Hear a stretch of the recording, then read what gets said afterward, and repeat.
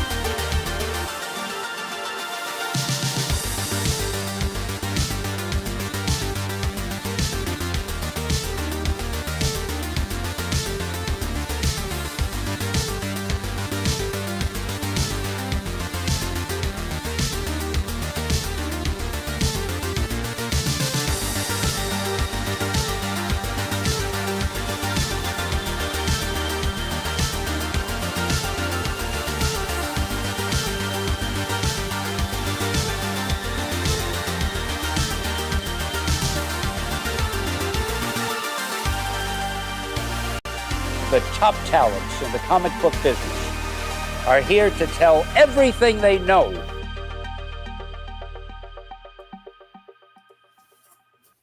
Ladies and gentlemen, welcome to another Tuesday night, another Industry of Comics episode. This one, a very interesting night to be doing an Industry of Comics show, as we got some breaking news today talking about Diamond Comics distributors filing for Chapter 11 bankruptcy. So we're going to get into that tonight. We have some really big special guests, some good peeps that we love around here. We're going to bring in Brian Pulido in a second here. We're going to bring in Mark Spears in a little bit here, and maybe some more as the show goes on. But Jesse, Dennis, how you guys doing? Welcome to episode 46, I believe, of Industry of Comics. Yep. Yeah, that is correct. 46. I don't know. Biden of episodes. Yeah. Oh, there you go. Yeah. I don't know how much of this is. I don't think there's a surprise factor to it, because I think in the woods, everybody has been talking about this. I think the surprise factor is so new into 2025 that it's hit at this speed. And in bankruptcies, once you go bankrupt, I mean, everything comes out. I mean, it's not I'm going bankrupt. No one will know I'm going bankrupt. And so in this case where it's Diamond, I think it's really punched a lot of people in the face, but I don't think too many people are, quote unquote, surprised about it. Well, I mean, I went back and watched last week's episode because I remembered it pretty vividly, and we nailed all of this last week. If you watch this show, you are way ahead of the curve. You were not surprised by any of this. Last week, I spelled out what Diamond was operating under, and how they got to the position they're in right now. And then when you start seeing the news today, and you start adding some of that into the mix, oh yeah, guess what? They owe UPS money. Maybe all of these shipping delays came from the fact that UPS was like, you need to pay us before we take these boxes. We've got these boxes sitting waiting for you to pay us, or these boxes aren't shipping. And, these are things that we drew the attention to and tried to discuss ad nauseum, because we needed people to understand you had better be prepared when the music stops. And we saw everybody dancing around all these chairs, and we knew the people who were sitting in chairs were already ahead of the game. And there were a lot of people running around still looking for those chairs. Well, before we get into the Diamond talk, I do want to bring up our first guest to talk to him a little bit about what is in store for, ladies and gentlemen, welcome Brian Pulido. And I want to know what is in store for Coffin Comics in 2025. How you doing? Well, this is a really fascinating last 24 hours in comics generally, whether we're talking about the Neil Gaiman thing, but in particular, I guess this relates to what's going on with Diamond. What, is he making a new Sandman? What? I haven't heard anything about Neil Gaiman. Yeah. No, he is endorsing a new line of butter. Yeah. I'm sorry. I'm not trying to. There's the clip of the show. There's the clip of the show. Oh man, Pulido does it again. Sorry, everybody. It's a serious circumstance, and it's nasty. But yeah, it's interesting that we speak tonight during the evening of the declaration of Diamond declaring Chapter 11 bankruptcy, which is a bankruptcy for reorganization of their debt. It will completely change the landscape. Back in 2014, when I started taking a look at what should I do when coming back into the publishing scene, I actually interviewed who I saw as some of the captains of industry in retail. I'm not going to name names, but they're people that you know. And my conclusion, respectfully, at the end was this channel is not going to be in my future. Now, certainly, Coffin Comics is distributed into Diamond. We currently have stuff, just about shipping to Diamond. What are we going to do? I don't know. But what I saw as the future was a direct to the customer relationship, because I mean, it was really kind of simple too, guys. I knew what I was willing to do to get my comic books to the customer. And it's like almost anything that was legal, I was willing to do. But I didn't always feel that inside the retail community. And I don't blame the retail community for that. It's cool, man. It's capitalism. But I knew what I was willing to do. So hence, started seeing that opportunity inside crowdfunding generally, and been using the Kickstarter platform for what I call 10 seasons. After 10 seasons, we reflected on all that work and started saying to ourselves, maybe since we're moving out of being a newer publisher and into, I don't know, maybe our second chapter, let's say, it was time for us to put our big boy pants on and to dare the impossible, which is to actually start our own crowdfunding platform for our own use, which is exactly what we're doing with our platform Coffin Launch. So Coffin Launch is a new platform that is crowdfunding exclusively for Coffin Comics, not intended for others. And we've been hard at work on it at this point, literally the back end of it for over a year. And right now we are campaigning for people to sign up to get notified about our launch. And what I'm happy to declare to you tonight exclusively on this show is that we already have more signups for our upcoming Lady Death Savage Reign campaign than we've had for any Kickstarter by far. And so it's promising. We're entering this whole thing humbly and praying to the comic gods because we know it's a risk, but we just simply thought it was time. So Coffin Launch is very, very simple to operate.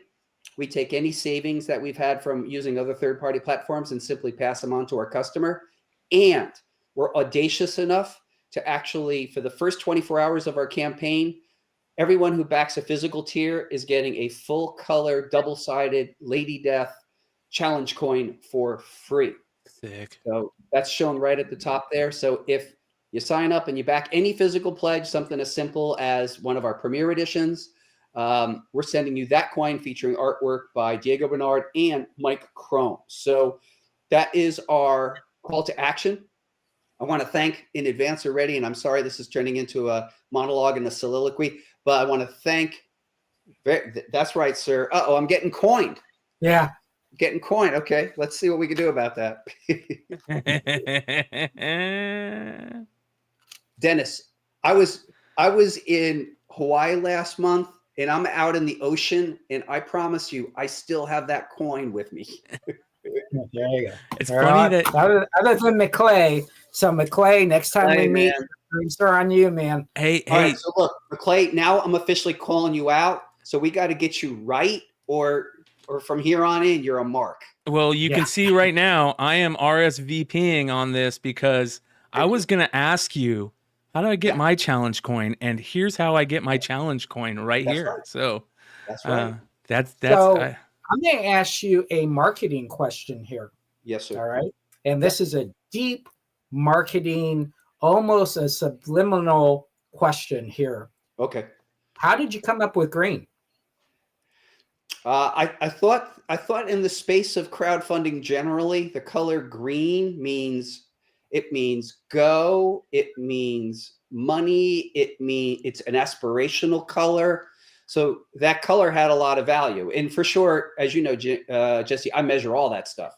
Right. Even the word launch, there's an indication inside that word. It actually indicates, we did a study on this. The word launch actually indicates that you are looking to fund something, literally. So hence the word launch. And I did not come up with launch. I give it up to, we do have a trusted group of sworn members who were business owners, and we solicited their advice.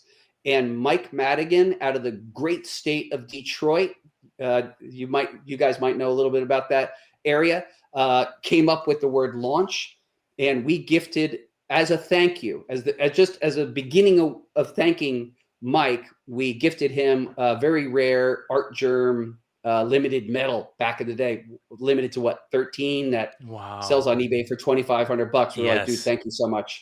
Yeah, So one of the greatest ever art germ covers he's ever done. Probably top 3 in my opinion.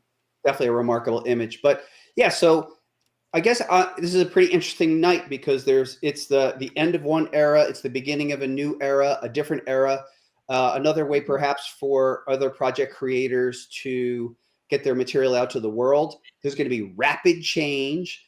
You can imagine there's going to be definitely a rush to platforms like Kickstarter for crowdfunding, Indiegogo. But you're asking, I'm telling. Coffin Comics is moving to its own crowdfunding platform, and the benefits we think are the following. We believe that through really no fault of its own, some third-party platforms have a real difficulty with the actual software of helping us project creators provide great customer service. The reason I say that is there are just so many buttons where a backer could communicate where it still doesn't get to the project creator. So one of the improvements we made right off the bat is anywhere on our platform, there'll be 5 buttons on a page saying, if you want to open a ticket or talk to us, let us know. And it gets right to us so we could very rapidly solve the problem. The reason we did that is we observed that it's very, very difficult to retain a backer over long periods of time in third-party platforms because of things like that. Whereas conversely, on our own store, our Shopify store, coffincomicsshop.com, we have legacy customers who have been with us solidly for so long. And part of it we believe is that we could continue to provide like up to the moment customer service. So those are some of my thoughts and ruminations on the topic. Brian, can I ask you? Oh, I'll just ask a quick question. So you mentioned the word moving over to these platforms. Are we in a period where it's still time? It's not too late to move over to this? For Coffin Comics? No, just a publisher in general. Oh, this is the golden age of crowdfunding. Kickstarter is robust. In 2024, 205,000 people backed comic book based projects. And it is a particularly strong time for legacy licensed products, as we've all seen, right? G.I. Joe, even Thundercats, will get an embrace. And that's partially because people who have means, we've all grown up with this stuff. Now we suddenly have means. We're able to, there were times where we're all like scraping by, but now some people have means and they say, well, I really want this G.I. Joe reprint series, but I love that it's done like Cadillac style, where it's just over the top and fantastic. Who doesn't love it? We love it because we're all readers and we love the tactile experience. We love to smell the paper and we like the foil, the ribbon markers. So no, this is a golden age for that platform and others. There's room for tons more for sure. Okay. Yeah, people will just bring their constituencies with them, and then there is this swirl inside Kickstarter of backers they're looking all the time. I'm curious what you thought when Diamond announced like 6 months ago that they were trying to get into the fulfillment market, and if that wasn't a giant signal that Kickstarter and crowdfunding was taking a giant piece of their action. I don't know what else was. No, I think it's carefully observed. And I think a lot of us who've been reading the tea leaves have been seeing actions when companies like that are taking actions like that, it's indications of something larger. The tougher thing is and I say this respectfully, their inability to mount it and to master it really fast. Yep. Because, Coffin Comics, when we had our first version of our headquarters, which Jesse has visited, we would do about 36 to 40,000 orders a year in a space that was about 1,800 square feet in terms of quality controlling, bringing the material in, reviewing it, checking it, boxing it, and shipping it out. So we did it in a really finite area.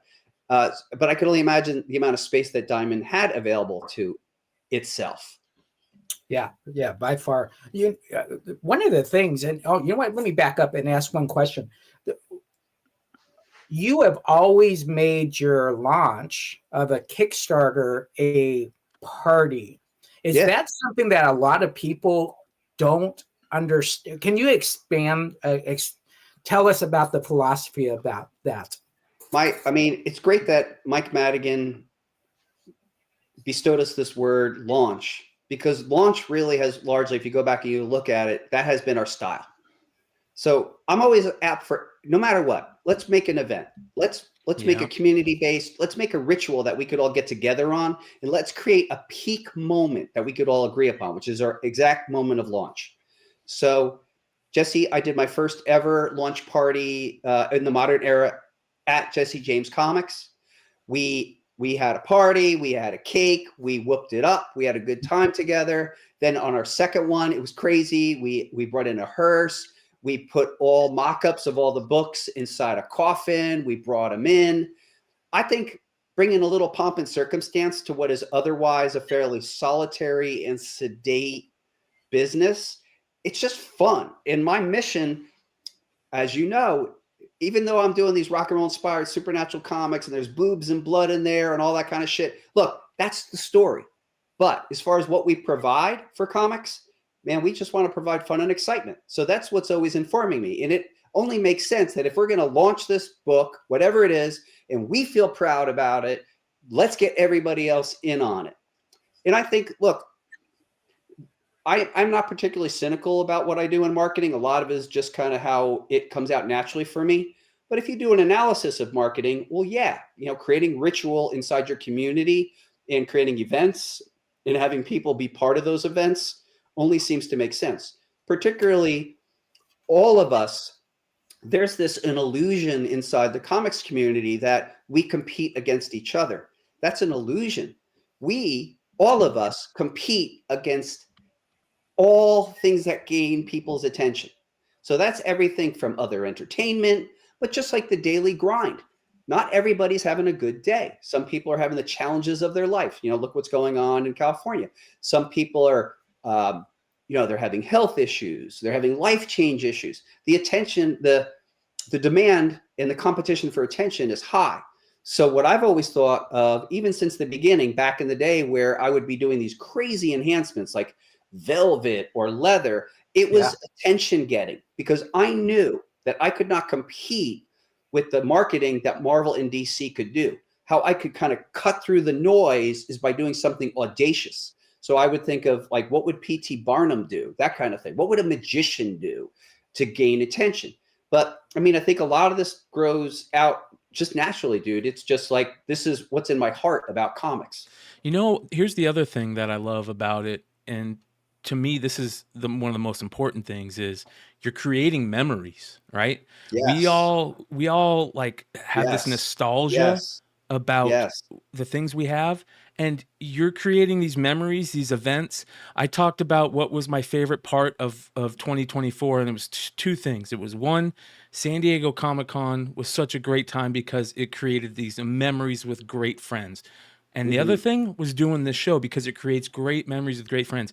You're creating, you said, like these events, these moments in many people's lives where they can go, oh man, that's where I met so-and-so. That's where we did this. That's where this event happened, or this book got launched, or those are the most important things in my opinion. I think so. And here's the thing.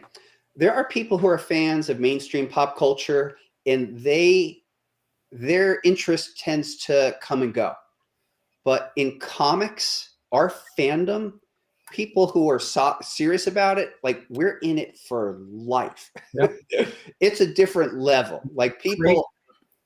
If you look at my thing, it says cradle to grave. That's right. We are cradle to grave people in the comic book industry, and there's very few cradle to grave industries, and this is one of them. Yes, on average. I mean, it's even, I'll talk to these mainstream marketers too, and it's like, hey man, we're just trying to appeal to someone who's going to like this thing for like 3 years. And we have those in comics too. But man, we have a high ratio of people who like stick. So if you could be, keep your integrity, keep your transparency, you have a shot at, folks sticking with what you're offering for a long time. Amen. And there's, speaking of that history and moments, Diamond Comics has a big history in this hobby and not just of being a distributor, but also with the Jeppies and what they've done for comics over the years, That's and right. how important it is. And, I want to jump back into this amazing thing that happened today, which is just everybody's talking about. I imagine you three were on the phone for half the day talking to people about this. It's been absolutely one of those moments that starting off 2025 that I think Jesse hit it on the head, where we kind of like can say that this was a little expected, but it still feels a little weird in all honesty. Yeah, Brian, before we start, and I hate to say it this way, but because you went through bankruptcy, can you talk about that stage before? Because isn't there some ego involved in it? Oh my gosh, if I do this, what will people think of me? And then the reality part of actually doing it. Yeah, so it's true. So Chaos Comics, my former company, did file for a business-based bankruptcy in August of 2002. And of course, it's not a decision anyone takes lightly. And believe it or not, there's like months of preparation. You make that choice when you take a look at your debt to asset ratio, realize there's no recovery. So you actually have to you get together like 2 telephone books worth of data for people, for when you file, this is all the information about it. And for me, there was obviously a lot going on. First of all, the massive disappointment of people and literally owing people money, whether it's some creators, especially because it's, it hits them harder, and then, bigger institutional people. It was mind crushing. I could only imagine how it's going to be for those guys. I know when we filed, there was fear involved. The reputational costs were high, especially initially. I could only imagine the news media that none of us are seeing, that specifically the Diamond people are getting hit with. Because I know, it was a very interesting time because, some friends remain friends. Other people, like, man, they showed their cards, and other people showed enormous kindnesses. But then some other people were true opportunists, putting themselves on pedestals. In any event, it's an emotional time for anybody. And there was a lot of ego destruction. It took me, I filed in August, and I was holding on. I think ultimately in stuff like this, one has to accept responsibility ultimately that it happened on your watch and you're 100% responsible. But I was still holding on to a couple of factors in my mind where it's like, well, if the post 9/11 world didn't happen or this or that. I ultimately was I called a dear friend of mine who's still a dear friend of mine, a guy named Adam Goldfein, and I said, look, I am suffering. I have no peace. You have to help me accept this completely. And so I gave him permission to completely drill into me and just, decimate me on the reality of it all. And what I realized is this: it's really simple. Had I not made all the financial mistakes in particular that I had made, the conditions that came around 9/11 and after would never have mattered. So It really was on my watch. So that was a almost like a strange spiritual experience, accepting that responsibility, because it allowed me to walk back into the industry that I love and take the hits that I had to take. Now, I will say too, when we filed, we personally called, myself and Anna Goldfein called everyone that we could humanly call and let them know. And the people who we did work with in, let's say, South American stuff, we emailed. But I don't deserve an award for that. But what I'm trying to say is I tried to do my best up until the time. But at the time, as a young business person, my best was not good enough. What I'd like to think that I'd learned. Let me ask you a question, though. Do you think Diamond reached out to all those people? Because in the chat, they just said it seems weird that Diamond would have Chris Powell go out there and say everything's fine, all is fine. Be the Kevin Bacon in Animal House. All is fine, all is well, remain calm, and then this bombshell drops. Yeah, I don't know. I hear what you're saying, and this is how I would answer it. I recall that I was advised by my legal counsel that I could not say everything is fine. Yep. I had to. So I had to be very careful with my wording. So I could not present a rosy picture because then I would begin to start entering into a different legal domain. Misrepresentation, perhaps. I don't know what was going on, but boy, I remember that. So it was very difficult to talk to people because you're not really, when you know internally 6 weeks, 8 weeks, 10 weeks before, that's the road you're going on. You know it. You probably won't declare it to people. That's allowed, but you can't paint a rosy picture. That starts getting into some legal grounds.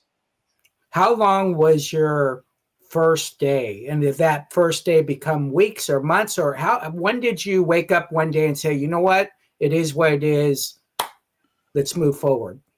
Well, you're saying the decision to do it was ultimately about 12 weeks prior, and that's after every expert looked at it and said, you're toast. So, and how they decided that we were toast is that our debt to asset ratio was something that we couldn't overcome. So it was something like 1 in 32. So like for every dollar we had $32 in debt or something. Yeah, sure. Don't hold me to it, but it was just something that one could not overcome based on everything that was in front of us. And so then I made the intellectual decision, okay, this is what we got to do. And then we began working with that type of an expert, again, bankruptcy attorney, to get us prepared for that. So that the behind the scenes preparation of that paperwork, which I'd done personally, and I did have a small team because we had to pull all this stuff together. It was enormous. I could only imagine the scale of the Diamond one because we wound up with at least a telephone book size worth of stuff, not just list of creditors, but it's like, what are the assets that could be sold to people's benefit? Well, and this isn't the first time Diamond's declared bankruptcy. I didn't know that. Well, I don't know if it was Diamond in general, but I remember Bleeding Cool stories from years ago, like 09, 10, somewhere around there, where Steve had to declare bankruptcy to protect his house and to protect something. Do you remember this? I don't. And it was a short period of time. It was when a personal bankruptcy. His personal bankruptcy. Yeah, but I just remember Diamond was called in with that. Oh. So because he was the owner of Diamond at that time. Yeah, everything around you gets called in, or they look at it. Sure. Well, yeah, it's go ahead, Brian. I was going to say I want to talk about a little bit about what the news is in general. There's a lot of talk about what they owe and stuff like that. Jesse, I think you were talking about specifically, you had some numbers on it. Do you still have those numbers in front of you? I don't have the numbers. You have them in your chat. Yeah, Brian, I sent it to you. It's the ICV 2 story. Okay. That where it lists out all the creditors. Okay. Yeah. But Penguin Random House was number 1 at 9.2. Yeah, to clarify, I believe they're unsecured creditors. Yep. Is that right? It's correct. Unsecured. Yeah, exactly. And it's also what, hold on, Jesse, it's what we discuss on this show a lot, which is there are deals, and then there are deals that are allowed in this industry to go far too long on handshake deals, on, terms just thrown out the window. And, this is a very big set of dominoes falling in every direction. Yeah, and I think one of the issues we have here is that we have someone that a lot of people have a lot of faith and trust in as far as the owner goes, because you got the owner and you got Diamond. And so those that are very loyal to Mr. Jeppy probably forego normal business habits in situations where they do say, hey, we're kind of behind here. Oh, well, I know this individual and I trust that in the end I'll be fine. And I think that kind of came in play because some of these numbers are extremely huge to see. Yeah. It says here, the bankruptcy petition filed by Diamond Comics lists 30 unsecured creditors owed from $9.2 million to $163,000, with Penguin Random House the largest creditor and Bandai and NECA the next two. They owed Penguin Random House $9.2 million and Bandai $4.3 million. And then NECA owed 2.6. Yep. So well, consider this too, though, guys. Is like this is the frozen snapshot of that particular time. a lot of these companies are still supplying or would or could this week. You know, this how many Bandai and NECA items are on a container ship right now in the middle of the Pacific Ocean, waiting to hit the docks and waiting for Diamond to take possession while Diamond owes all this money already? The interesting thing was that I've heard a lot of people talking about the other entities under Diamond other than comics, right? They have the Diamond Select Toys, LLC, Comic Holdings, and Comic Exporters. They have Diamond, the Comic Distributors. They have all these different little subcategories. I'm happy to see Gemstone is not included in that. Yeah. That's what I was going to get into. There's a couple things that aren't included in this. How does that work? Do they get to say what they what they want to keep one of the things that Gemstone is, and I don't necessarily know where Diamond would owe Disney $1 million or whatever that total was. Gemstone, however, has licensing agreements with Disney. So that $1 million owed to Disney could very easily be Gemstone owning money. But for the most part, Gemstone produces products that are almost exclusively sold through Diamond. Well, it's distributed through Diamond. Right. Yeah, but this is probably one of the more interesting parts, and it's going to be interesting to see how this comes to light. So we don't know exactly how the businesses are structured, but what you can see from the bankruptcy is some of the subsidiary companies are being pulled into this. So there are some scenarios where businesses can be wholly complete onto their own, an LLC, an S Corp, a C Corp, do their own financials, and each one could stand on their own. But in this case, we see many of them under this similar banner. I think we're going to see more news about that coming out. And I actually personally think it's quite unfortunate for Diamond because, you know, Alliance, for example, Alliance Distribution was still decent and robust. It was servicing the game community.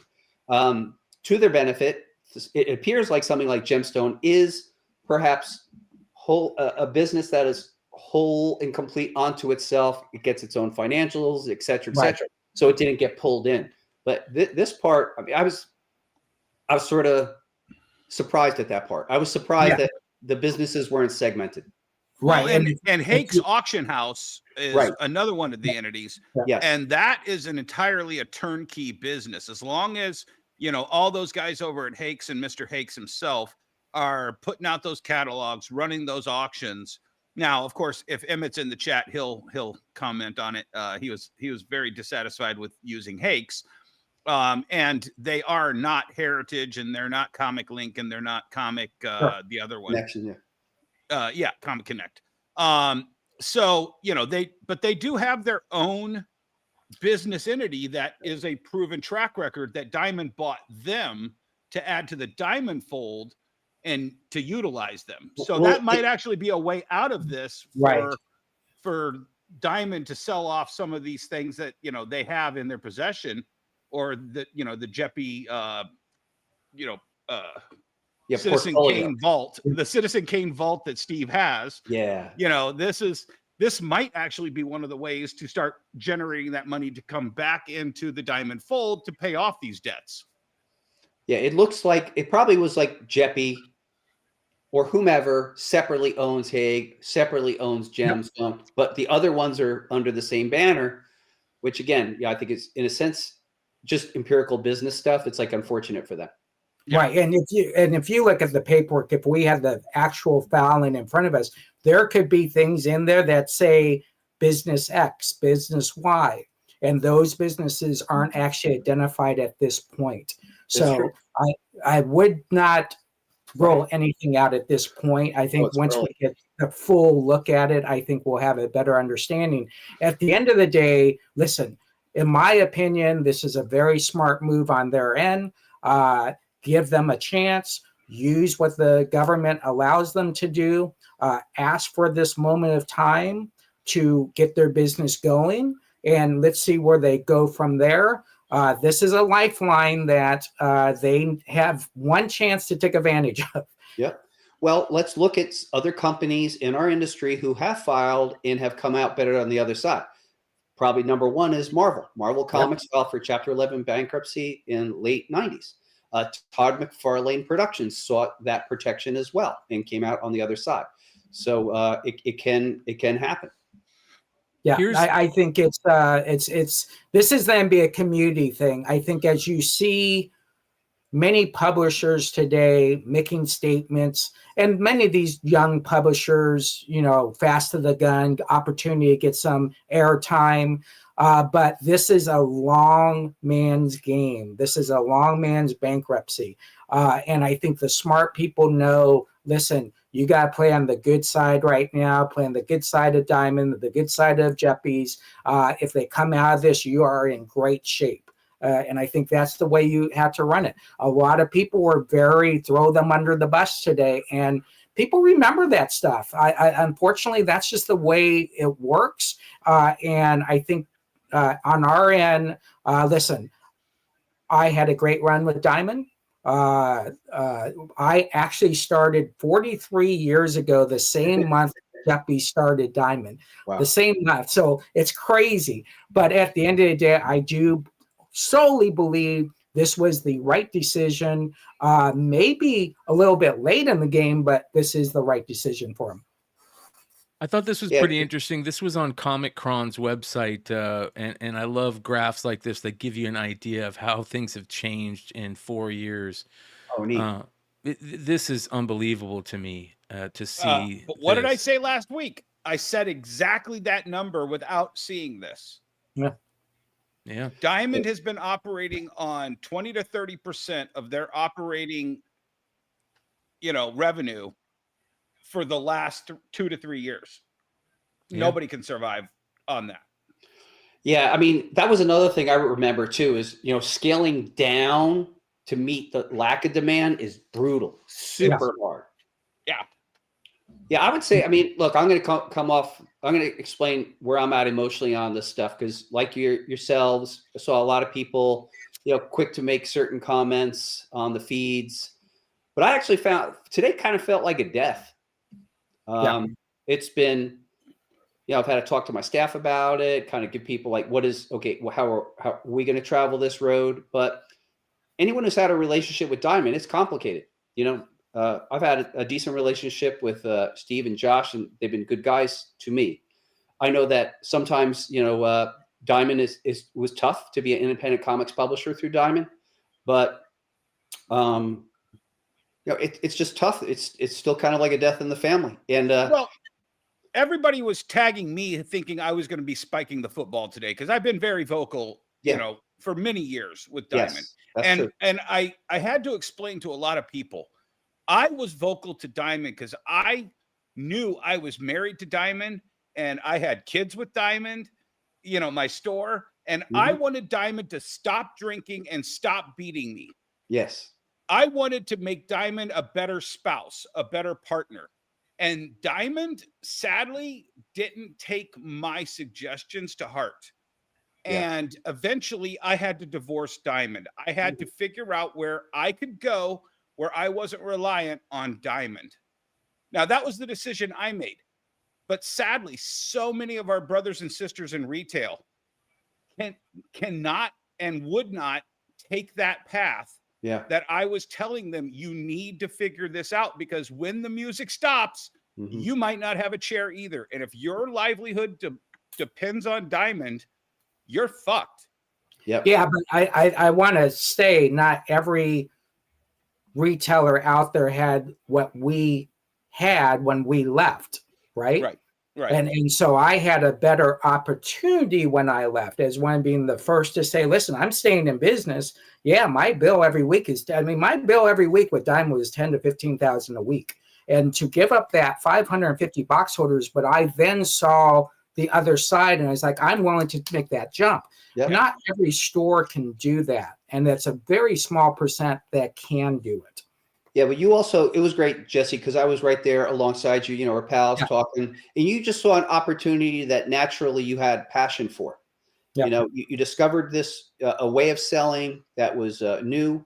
and you were also able to, you know, resurrect all this wonderful, beautiful, nostalgic stuff that people became very excited about. You know, guys, 5 years ago, people weren't particularly stoked about back issues. 6 years maybe, right? And, you know, now thankfully it all got resurrected and you were in the right place at the right time. You know, same thing with you, Dennis. Like, you realize something. It's like, oh, okay, wait, these are treasures of yesteryear that people want now. It's like, that is a pretty good business model. Yeah. Well, and like I said, I've been saying for 2.5 years, and especially the year on this show, the reason I know I'm right is because Kirkman went that direction. Nikki went that direction. You, Billy, everybody is going that direction.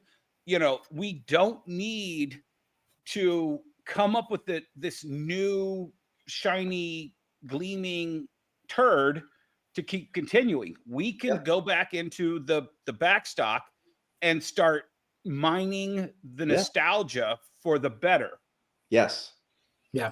Yeah, and I think that one thing, Brian, and then whatever you guys say, but one thing that Brian has worked on, which I think is, and I will continue to say this, the number one reason in my mind to do a Kickstarter, other than financially, is the data mining that you get is you can't pay for that. No. Well, I mean, the data that we used to get up until Q4 of last year was good. But man, the data they just started unleashing, they're using a Google widget, and it gives you deep information. So what I mean by that is you get really cursory information, but when they added this widget made by Google, the name escapes me at the moment, we were able to see intimately for every current backer, how many other times they backed us. Not only how many people who are new to backing a Kickstarter in general, but us in particular. And that's super useful data. But it's now what I gleaned out of that, I could talk to you guys privately, but I don't even know if I want to share with the public because it's the golden goose. Right.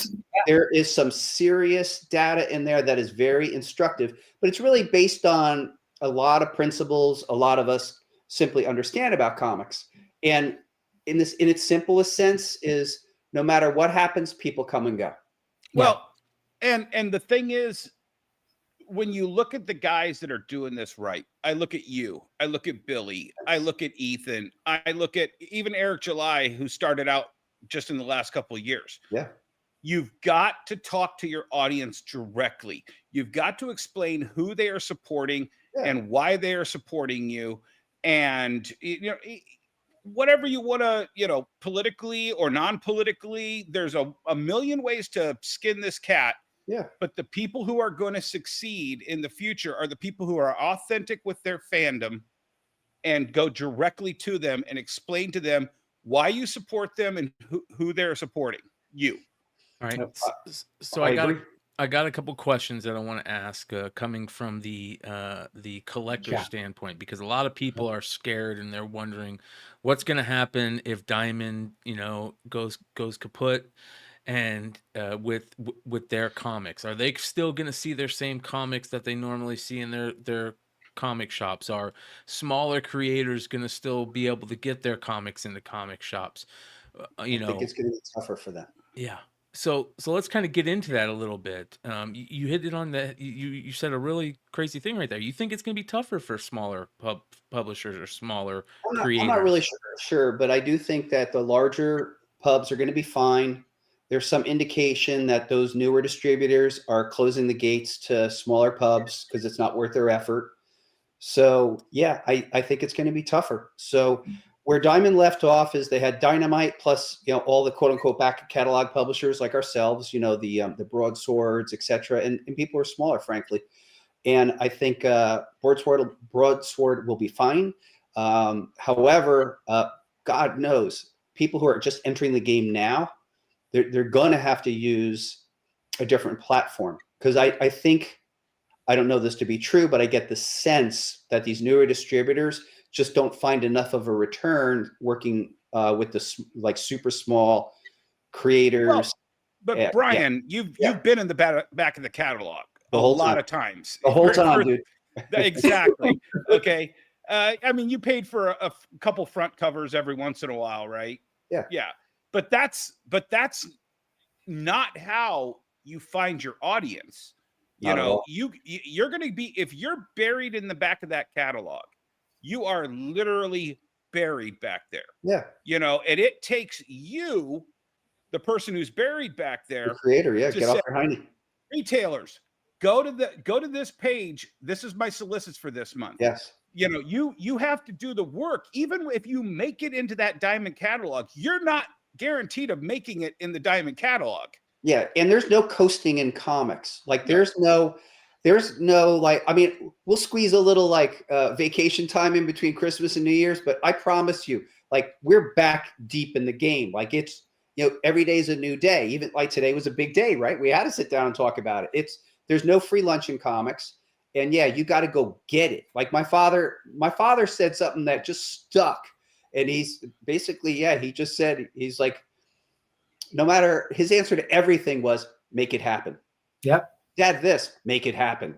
And it's a verb, right? It's like make it happen. So you're making something and then you got to go make it happen. That was like the number one thing I got from my dad. It'd be the thing he probably told me 10,000 times in my life. I'd whine, bitch, moan, complain about my life. Get up and make it happen. Right. And I think this is definitely a generational thing, because we didn't have all this social networking. No. And so to pick up the phone and call someone and say, hey, I have this product. I remember I was one of the first stores Tom from Big Dog Inc. drove into after being denied at every store in Arizona. He walked in. I said, okay, how much do you got in your back of the truck? I'll take it all. So you got to go until you find that one store who's then believe in you. Yes. So a different world where social media, you can have your own YouTube pages, you garner your customer base where that, I talked to Brian about Press the Flesh. I mean, that's basically where we are this day. Yeah. And look, I think there's going to be changes, some predictable, some unpredictable. Someone's always going to win. I guess this is kind of a sideways conversation, but here's a way to look at anything that's involving entertainment. Anything that's involving any form of entertainment or professional sports means more people want to do it than will be successful. So I assert to you that all those types of jobs and opportunities are tournaments. And if you view them as a tournament, only a handful of people win the tournament. And you got to ask yourself, what do I need to do to win the tournament? So as you know, I've been in a catalog and we've been reading these catalogs for 3 decades. And maybe there's like one super hit every couple of years. For every Walking Dead, there's probably 5,000 people who listed their product in the catalog, and for whatever reason, it didn't connect. Not everyone wins this tournament. And that's really what we're facing here. So now we're just at this new time where everyone kind of has to look themselves in the face and say, okay, there's a new wrinkle here. How do you win the tournament today? Different day. Every day the clock resets too. Like you said, you get one break between Christmas and New Year's, I remember, I think it was 2 weeks ago on your show, Brian, when Mark Spears was like, I was doing Free Comic Book Day, and I thought, I'll have the book ready by May. And I was like, no, you need to have this thing done by January for us to approve it or whatever. Well, let me ask Brian one question before you bring Mark on. Okay. How many times at all these conventions you have done, every single convention, look over the last 30 years, have I seen you sitting down? Probably rarely. Yeah, you stand at a convention, and that's where you see a lot of failure. I'll come out in front of the table and I just start having a one-on-one conversation with everybody. Right, exactly. And that's where the coaching and the teaching is lost. Anyways, Brian has a big announcement. Go ahead, Brian. A big announcement, yeah. Ladies and gentlemen, speaking of Mark Spears. Mark, how's it going, brother? Hey, man. I apologize you can't see me, but I hadn't shaved in like a month, so I look pretty rough. I look worse than Dennis, so I gotta hide. Mark, Mark, thanks for coming on. To officially meet you. We met over Facebook the other day. Yes. Brian, So- to me, there is a Mount Rushmore of comic entrepreneurs, and Brian is on that. Wow, thank you Tommy so much, Starlin's man. up there. I Thanks. think Eastman Laird's up there, and Brian's up there Oh, thank smiling on it as well. Because growing up like in the 90s, Brian was it. Over the, you had your image guys, but man, Evil Ernie, Give Lady him a run for their Death. money. It's just amazing, man. So I was honored when I saw, like I even told you this, when I saw Facebook, I said, man, that guy's name he's got the same name as a Lady Death guy. And then I realized it was him. I thought somebody was playing a joke. So man, it's a true honor. There's only been a few guys that have got me stumbled before when I talked to Todd first, and now Brian. That's just amazing, man.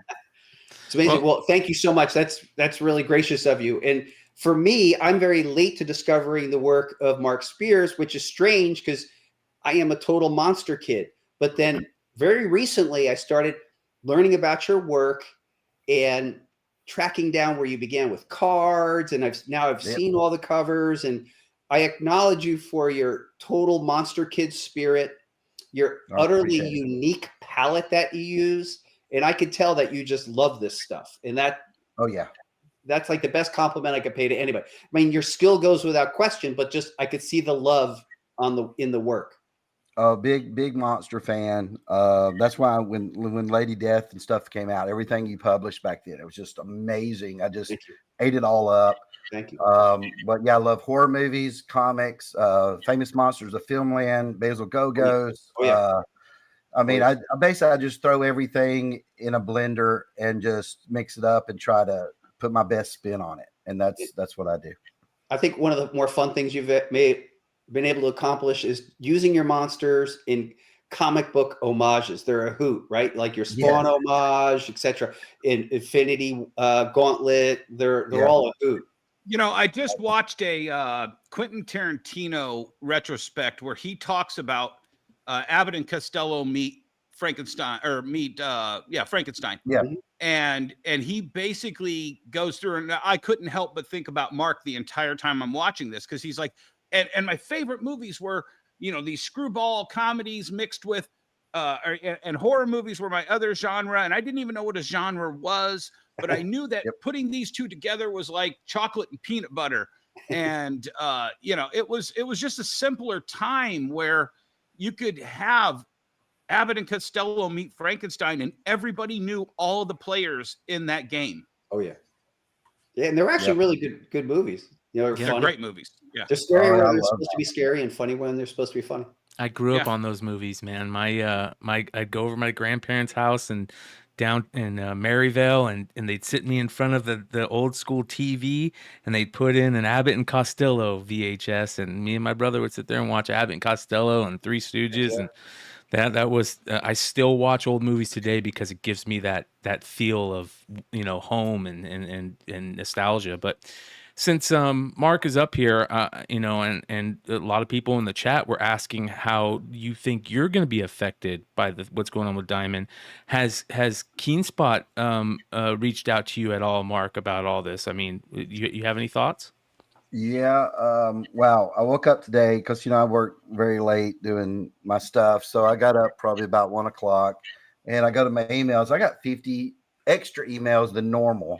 And I'm like, uh-oh, something's happened. And that was the first one I read was from Keenspot. And then I got it from everybody else was on Instagram, Facebook. Everybody's, Mark, are you all right? And I'm like, whoa. So that it was again, I can't say I'm shocked or anything. It's like when a relative's been in the hospital for a while and then they pass away and you're like, oh man, I feel bad, but you knew it was coming, that something's happening in the industry. Because when Diamond wasn't fulfilling orders in December, I'm like, that's crazy. So I worry, but I think I'll be okay. But other creators, I don't know. I worry about getting paid because they owe me money. They owe the publisher I have money. But I look at it, and I'm fortunate enough to where I do have a Kickstarter audience, right? If I had to move just over to that, I could. There's also other publishers who've already reached out, in the past and said, "Hey, would you move your comic over here, or do you have another comic in mind?" So I'll find a way to get my stuff out to the people. You know, if something happens, worst case scenario, and King Spot couldn't do it anymore. But King Spot believes that someone would probably come in and acquire Diamond, or, you know, right now they're saying business as usual, right? So, you know, I look at it as I spent about 30 minutes thinking hard about it today, going, okay, well, what's the scenario? What's my worst case scenario? What's my plan B, plan C, and all that? And man, I did just finish today, Free Comic Book Day, with the flu. I turned in 24 painted pages in about 2.5 weeks. What? And I was like, man, but because you had to have it done, they had to have that sucker done by the 16th. And so I got it, it's lettered and everything, it's ready to go. And then I find this news out, and I'm like, man, but I don't know, because it's tough, because, you know, I owned a comic book store maybe it's been about 24 years ago now. It was back in 2000 to about 2002, and Diamond was it. That's we got everything through them. But now there were a couple of smaller published distribution places that would get very, very indie books from that you couldn't even get through Diamond. And we did that because the owner who had the store before me said, "Hey, I don't want Diamond to have a monopoly. I'm just doing my part by getting this from a couple other places, really small stuff. We'd spend maybe $30 a week, you know, on that. But we did it. It's, you know, so I don't know, again, because I have a lot of people worrying, like, hey, well, I had comic book stores calling me today. Man, if something happens, we want to continue with Monsters. How do we, you know, how will we get it? And I'm like, you know, everything's okay. You know, everything's still running the way it is right now. But yeah, you know, if you have to pivot, you got to pivot. I learned that a long time in this business, man. You can't just, you know, just think, oh, everything's going to be fine and just keep going. Bad things happen, weird things happen, and you gotta change course a little bit. And I think if you're up for change, everything's okay with you. If you're like, no, I can't change, I have to stay the same, I have to do this one thing, then you'll die by that way. So I think it will affect us maybe in the future, but Monsters is going to come out one way or the other. It's a snowball right now. It's going. The train's left the station. You know, if like I said, if my publisher can't do it, I'll move it somewhere else if I have to, or you know, I got other properties that I can do other places if I have to. So. Yeah, Mark, can I ask you something real quick? I want to see if you have any updates for us on the whole American mythology situation that you talked about on a show recently. I want to give. Yeah, I want to reach. I had mentioned that to you before, because I feel bad about that. You know, I had when I was on here last, I think I had about 102 temperature, but no excuse. Yes, I did say a few things, and it was all the truth. But I don't like to muddy waters on anything, right? I think they did do right by me afterwards. They're sending me some comp copies now. They did say, hey, we're not going to publish that without your permission. So I'm good with them. A-OK, 100%. We like to hear that. If you bring me one of them books to sign, I'd be more than happy to do it. And I hate doing that. I'm a kind of guy, I'm very compassionate, and I really want to help people out. But you only could take advantage so much. And they were just asking something that I didn't think they should have asked. And that was the only thing. Don't hold it against them. You know, I'm not going to. I feel bad after I did that. I did for days. Actually, you know what? I'm not going to tell you not to feel bad, but what I'll say is this. I think that this is the desired outcome. I mean, this is the type of thing that we like to see. There was this, you know, there was something that was felt a little bit off, and it got figured out, and that's the important thing, you know. Not only are both parties, you know, going to prosper on that, the fans are going to prosper on it too, because they're going to be getting, you know, these books and be able to get Mark Spears to sign said books, and you know, they're going to enjoy these books. And again, I don't think I was asking for anything unreasonable. I mean, I would I love Brian to death right there. The other Brian, not you, Brian. I would have sit there that I would if I do something to Lady Death and he sits there and all of a sudden goes against what we agree and does something. Well, I'm going to have beef with Brian because I mean, you should. It's just it's a thing where if you go, hey, Mark, we're going to publish this way, and this is what we're using your stuff for, and you use it in a different way that I didn't give you permission to do, that's not ethical. I don't know if it's, it's probably maybe legal, but it's not ethical the way you're doing that. And you wouldn't want other creators going and following suit and working over there. So, Mark, I have to say, though, I hope you don't feel bad about it, because honestly, the squeaky wheel gets the grease in this industry. I'm sure Pulido will tell you. I mean, and I don't know if you know this whole backstory on this, Brian Pulido, but he did some work. He did some work for hire, and they didn't come through, and they were relying on him to keep working for next to nothing in order to bail them out. And that's the problem with Diamond right now. That's a microcosm of that technically problem. It also breaks like labor laws. That's ridiculous. Yeah. It's like, I'll pay you if this happens. If you do X, I will then pay you. It's not fair. Yeah. Yeah. Brian, let me ask you this. For young creators, how do we help coach them? Is there a coaching method for anybody coming into this business to say, here's some things you might want to look out for? Or are we just too separate of an industry to allow that? No, I mean, it'd be great if we could get everyone to raise to a certain standard of ethics, and whatever's agreed upon is enacted upon.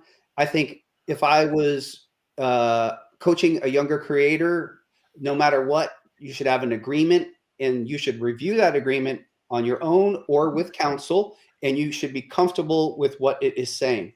And, early in my career, there's just certain things I wouldn't agree to. I wanted to own Evil Ernie outright. Malibu wanted to renege on that element of the agreement. And I just said, it's not going to happen. It's in no way, shape, or form is it going to happen. And, you got to go. Unfortunately, you do have to put your big boy and big girl pants on and really just handle that element of business, unless you have a representative you trust wholly who could look out for your interest. But I think you got to have an interest in it, and you got to discuss the terms. And that real quick, that's one of the things that I think Mark was lucky on, is that, Mark isn't just a young cat jumping in this. Yeah. He's been in this industry a while, and he's getting some love right now. But Mark can smell the bullshit because he's been through life. And I'm glad you asked that, Jesse, and I'm glad your answer for that, Brian, because there are these younger creators that don't have that those years of being able to see the bullshit, smell the bullshit, deal with the bullshit. And you see that happening a lot in our industry. They'll chew young creators up and spit them out. It's sad. Igor is on the chat is saying, so Brian, you don't do handshake agreements and you actually do paper. Yeah, we do paper on everything, man. And there's several reasons why. Like, look, I have a relationship with some of these guys, and so we know each other, and we've been through the trenches, so we can count on each other on certain things. But in terms of my relationship with the artistic community, every single solitary thing gets an agreement. And there's several reasons why.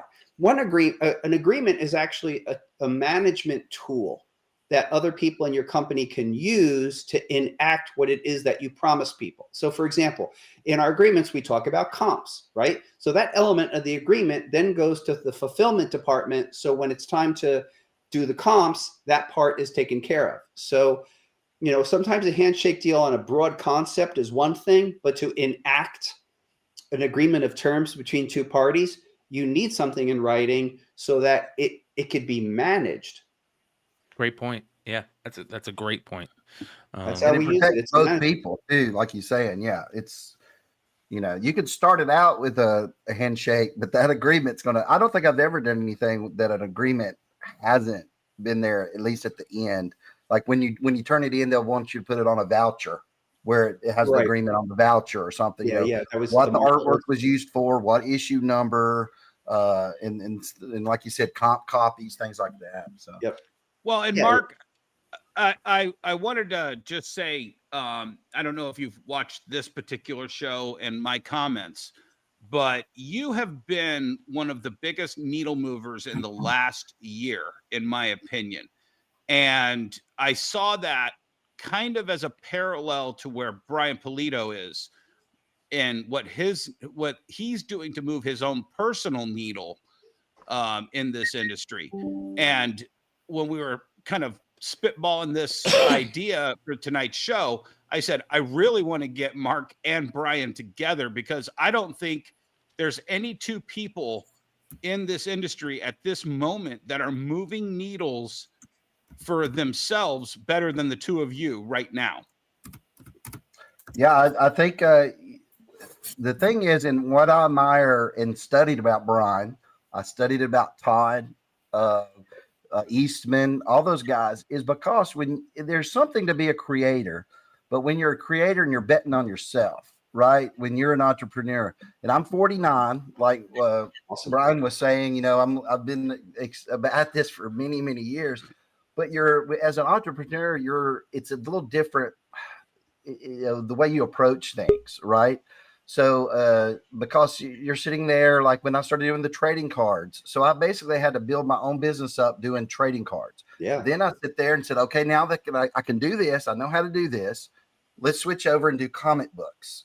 Do the exact same thing, follow the same suit, and that's what I did. And you know, and I'll keep branching out and stuff like that. But when you do that, when you're an entrepreneur like that, you can control things a little bit more. And I don't know about Brian, but I like to control things. I'm just almost a control freak. Somebody was asking me, like, would you write a book, do the covers, and let someone else do the interiors? And I thought about it a lot. And I was like, wow, I could get more stories out there. But I just know right when I see the artist interiors, I'll be like, oh, man, I could have done this. Let me just do it. And it's one of those things. It's where you want to control those aspects of it as the boss of your own business like that. So, and I take notes from Brian. I mean, I looked over there when I was going to do my first Kickstarter to see what he's doing over there. And then that's the thing. I think I looked at where the direction was going when I did my Kickstarter first, but it was also out of necessity. No one would take the book. And to go back about this Diamond thing, if my book had not come out and was going to come out this year, Monsters might not have been a thing. Yeah. Went to every publisher that was going out there, and the only ones that would even talk to me were ones that were distributed by Diamond, right? So they're very small tiered publishers. Image passed on it a couple of times. So then that's what I was left with. And out of all of those, I was turned down every single one except Keen Spot said, well, let's roll the dice, right? Because it wasn't really going to hurt them. They thought, you know, if it failed out of the gate, they would just, you know, wouldn't lose too much money. But it's funny, and I won't say what publisher, but you know, a lot of people are saying, hey, Mark is, you know, moving things and doing great things in the industry. But listen to this. Besides the Diamond news I got today, I got an email from a publisher, big name publisher, but it was and I realized that the title was a pitch I did back in July. So I click on it, and they just now got back with me when they told me they were going to get back with me in 2 weeks back in July, said, hey, we looked at this over and we're passing on it. It's a neat story, but it's just not right for us. And I'm sitting there and I'm laughing, saying, well, one, if they'd have wrote me today saying we will take you up on it, I wouldn't have done it because sure. already proved I can do it myself. I can just go ahead and have a better split that way. I don't have to split it with him. Yeah. But it's hilarious that there's still people out there who are like, nah, we ain't going to take a chance on Mark. Well, and Mark, I'm not saying this to bring you down at all. I honestly wonder if they even know who you are still. No, I honestly, Dennis, I thought the same thing. I was telling my wife about it, and I said, you know what? They probably, because here's something, and this is not going to make it DC sound bad at all, but DC had and I like working with DC. I've done that for over a year now. But I was talking to someone over there, had wrote me about doing an exclusive, and I never done one of those before. I just do normal books over there. Right. And some UK store had requested me to do an Absolute Batman. And the thing with DC, though, you get paid what your normal rate is, right? You don't get paid by the store like you normally kind of do and stuff. So anyways, they had asked me about that. And I said, I don't know. I said, I'm trying to get a bump up because I hadn't been bumped up in a year over at DC at this time. And I was doing pretty good. This was probably October, maybe. So my book was doing very well. I was on the top 10 a lot and all that stuff. So the guy was asking, I said, I think I need a little bit more money because this is just not enough. I just wouldn't be able to do it. And he goes, okay. And then they were curious. They're like, why did they pick you? You know, like they had never heard of me. Oh, wow. Yeah. Well, I said, I said, my book Monsters came out. And I said, I had some DC covers that stood out too, like the Lobo cover. And I said, but Monsters is doing good. And it's on a lot of top 10 lists. And they said, well, which top 10 list? They wrote me back. And I wrote back and I said, all of them.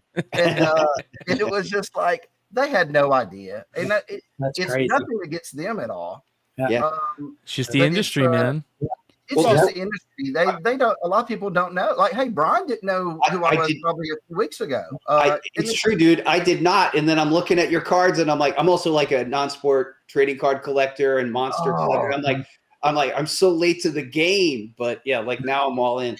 Well, before is there anything that you two want to talk about before we say goodbye to Brian? Hold on. Before we say bye to Brian, I want to bring in real quick another one of the most hardest working people in comic books retail. Ladies and gentlemen, Billy from Economics and Comics. There he is. Hey, Hey, Billy. hey, look at this crew.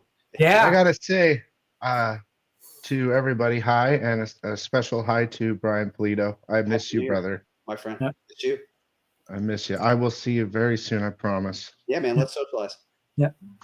So The, What's up? Yeah. Well, yeah, I know what's up. So I know Brian's ready to jump out, but I want to do a quick thing. So Brian invited me out on my last trip, which was 4,400 miles to see Brian. Well worth it. I went to, I know he calls it the headquarters and all that, but I went to his mansion. I went to the keep. I went to this grand castle that I was so excited. And then I realized he had another level below, another level above, sideways, back rooms. I was so excited. The guy that's taken over 1 million pictures in the comic book industry, I didn't take one picture. That is crazy. That is crazy. But I'm going to tell you, before you leave, go to his webpage because you can get this awesome Coffin Comics. Not only can you get that, you can get this awesome flag. Not only can you get that, you can get this awesome comic book shirt. Not only can you get that, you can also get sweaters. So, Brian, thank you for the tour, brother. Thank you, man. Great seeing you. Awesome. Good times. So Yeah, well, guys, thank you so much for the opportunity to talk on this very interesting evening. Billy at Econ, we definitely got to get caught up.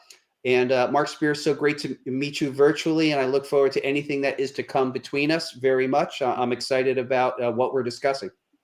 Yep. Me too. awesome Breaking stuff. news! Breaking news!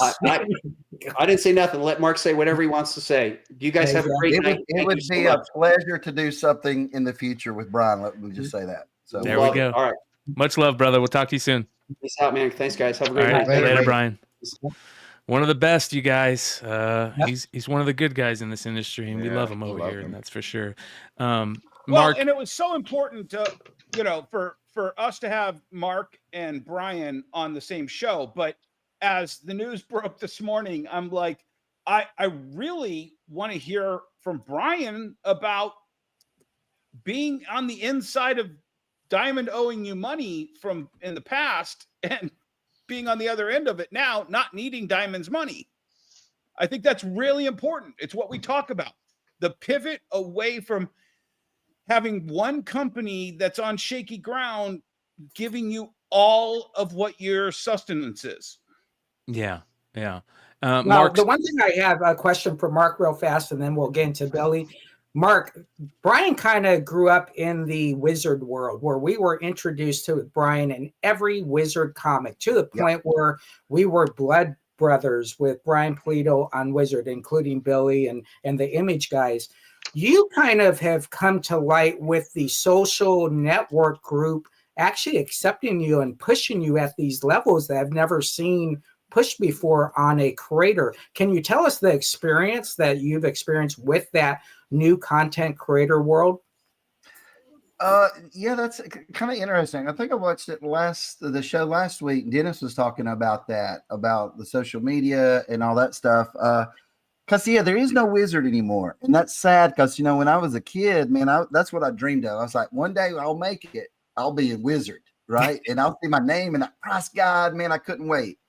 I would be at the comic shop just flipping through it all the time, and it's sad that doesn't exist anymore. Honestly, I didn't even care about it when I was younger as a price guide. I mean, that was nice at the shop that you could look up things. It was just, the industry, what was going on, what was Todd McFarlane doing? What was Brian Pulido doing? What was, DC going to be doing the next 3 months and stuff like that. So I really enjoyed those. I even enjoyed it when it was Toy Fair and stuff. So it's sad that's gone, but what has replaced it is the YouTube comic shows. Honestly, you still got your top 10 kind of thing. You still have the industry news.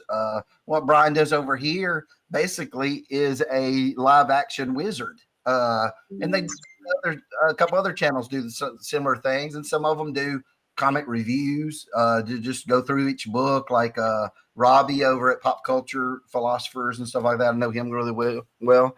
But there's just I think that's the thing now, which is odd a little bit, because I didn't think of it that way when I started doing shows. I was just doing them because they would ask me, hey, would you come on to do this and that? And the size isn't still huge because I don't know, like, Brian, how many you get watch a show? Maybe just one of the shows, it's below maybe 5,000. Yeah, it's usually we usually do about 2,000 is 1,500 to 2,000 is the average. Okay, so and you think about it, probably a lot of them are return people each week. That probably on that. And then even if you take the other ones that I'm talking about, other shows, they're about the same range too. I mean, there might be one or two standouts that have a huge like top 10 or something, like Comic Tom and stuff like that. But and still, that's talking about under 10,000. I mean, we're not talking the numbers of when Wizard was being produced. Some of them were in the 400,000 range, right? I had looked that up the other day because I was curious about Wizard. And so it's a little different. But I do think people like knowing the creators. They like being able to interact with them, like to be able to ask them questions. And hey, I would have just loved that back in the day if Todd McFarlane or Jim Lee or but Mark, I don't know what I'm sorry to interrupt you. No, go ahead. I don't know what your experience was in the 90s, but every one of these people was available after the convention. I bought so many of these creators drinks at the bars, and that got you minutes, if not half an hour to an hour with some. Jim Shooter, Jim Lee, Alex Ross, these people hung out at the conventions in the bars. Knuckles Sports Bar in Chicago during Wizard World was the greatest place to I shot pool with the Kubert brothers. Pittsburgh Comic Con, which later became MurderCon, which later became Steel City. I had the greatest game of pool in my life with Michael Turner, which created a friendship for many years until we lost him. This was the way we had that interaction. And as a retailer, I remembered that. I remembered the way John Byrne treated me as a fan and ordered accordingly. I remembered the way I met these people, and these guys were great. And when I see their names, I ordered more. Yep. Well, here I'll give you a prime example. In 1982, I was tasked to run a table, and this goes with the notion of not having a wizard and not seeing who someone looked like. In 1982, as a 12-year-old working in a comic book store, I was asked to watch a table for someone, and here comes this gentleman walking right towards me. Are you Jesse? Yes, I'm Jesse. I'm Jack Kirby. So without Wizard, I had no idea who was walking up to me, right? So up to about before Wizard, we kind of didn't know what people looked like. Yes. So craziness. It is interesting. Things have changed like that a lot. Yeah, and again, it all goes back to, I do think it is nice that people can get a chance to ask questions and get to know the person a little bit better. One thing I learned from Todd McFarlane was he said, no one is going to be an advocate for you except you. You're going to be your best advocate. And I'm sitting there thinking, if I'm going for this, I might as well go 100%, Well, and just an add to that, Mark, nobody cares about your success more than you. Right. Exactly. Now, did he say this before he told you to work on your autograph? Make sure your autograph is perfect every time? Oh my gosh, I've never seen someone take so long to sign their name every single time to make sure it's perfect. He made me not on purpose, but he did make me change my autograph because right when I started I already had this quick signature and I thought it was pretty good, and I had it for years. It's up until probably 23. And when he had said something about, when he says this in lots of interviews where he had to change his signature so it's very visibly able to be read, right? So it's not real quick or anything like that. And I thought about that and I was like, he's right. I hate getting an autograph from somebody. And when you show it to him, like, look who this is. And then people go, I have no idea. What is that? It's just a bunch of quick lines. So I started making mine a little slower and bigger to where you could easily see it. So yeah, Todd's probably my biggest influence. Again, it's not just because of him being a great artist, which I loved his art. It's his business sense. Yeah, his entrepreneur like that. It's not just the business sense though, Mark. It's what you said earlier. He believed in himself. Yes. He believed that Marvel was not giving him what he deserved. Exactly. And he was ready to walk over that. And his inspiration, his burned bridge with Marvel lit the path for Jim, Wills, all the guys, Jim Valentino, Rob Liefeld, they all followed his blazing bridge out of Marvel into Image. And the industry wouldn't be what it is now. Diamond wouldn't have been what it was when they seized control if those guys didn't say, we're worth more. We're going over here. Well, it's going to be very interesting to see what those guys and some of the it was nice to hear from Brian tonight. It was nice to hear from Mark. It was nice to I can't wait till we start seeing some of those guys though, like Todd, who I'm going to bring in Emmett from Haven for Heroes real quick. Emmett, thanks for joining us, brother. Hey man, cool. What's up? I just come back from a pick from Albany. Yeah, on the road for 4 hours today. Nice.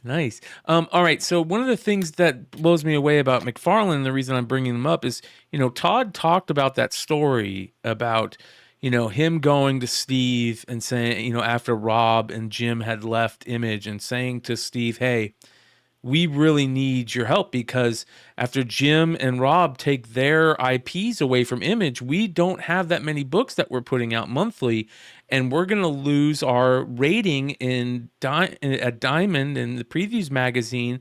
And Todd reached out to Steve and said, Steve, hey, I need a favor. And Steve, respected him enough to say, okay, what do I need to do for you? And saved Image. And so that being said, a lot of people that whenever the Jeppies are brought up and Diamond are brought up complain, but there's also a lot of people that talk about how much those guys and that company has saved comics. And before we get into some of the other things, some of the things that are the problems, I want to talk about the history of Diamond and how they've saved comics. And I would love to hear from you guys about that. Billy, go ahead. Since you come in, what's your thoughts? And then tell us your answer to Brian's questions. Oh, what's my thoughts? And then the answer to Brian's question? Yeah, or both at the same time. Okay. Well, yeah, I think it's sad that Diamond's. I mean, it was inevitable. First of all, that's my first thought. Marvel and DC going to two different places. Like someone said earlier, I was driving in the car that Diamond owes Marvel like $9 million or something like that. I mean, basically because they're fronting them comics now for free at that point, just so they could have them at Diamond still. But when the Lunar Penguin thing happened, a couple years ago, I made videos about it, and I was like, oh my god. At first, I was freaking out, and then I started to come around to it, but I knew that was the end. Especially when you see more and more publishers moving to Lunar or Penguin, like Dark Horse went, and then Image, Todd finally broke Todd, and he after a year he went, and now Boom, and all that stuff's inevitable. But I do feel really bad about it, actually, because I want Diamond to survive. I want them to fix a bunch of things, and that's what I've been complaining about for the last, just like all of you. We've all been there. But I was surprised. I wasn't surprised, but I was surprised when I got the email today from Diamond. So yeah. In regard to them saving comics, I remember they did it, what was it, like 20, 30 years ago or something? 30. 30. I remember seeing that, like a whole video about it. And yeah, I mean, they're the reason why we bought comics, right? I mean, where else were the comics coming from? It was Diamond. And the whole monopoly issue and all that. And, it's funny. I've only been a retailer for going on 3 years now. And, let's just put in a new comic book retailer. Yes, I do have back issues, but a new comics. And I received like the 40-year coin in the mail from Diamond. They sent a coin, and it's just something simple, like a 40-year coin celebrating 40 years of whatever it was. And I showed everybody on my YouTube channel, look, this is really cool. I really like this. I feel like I'm a part of it, like this is special, but it's inevitable. I don't know if they're going to, I don't think they're going to come back. At least this is my personal view. I don't think they're coming back with comics. I think they're done with comics.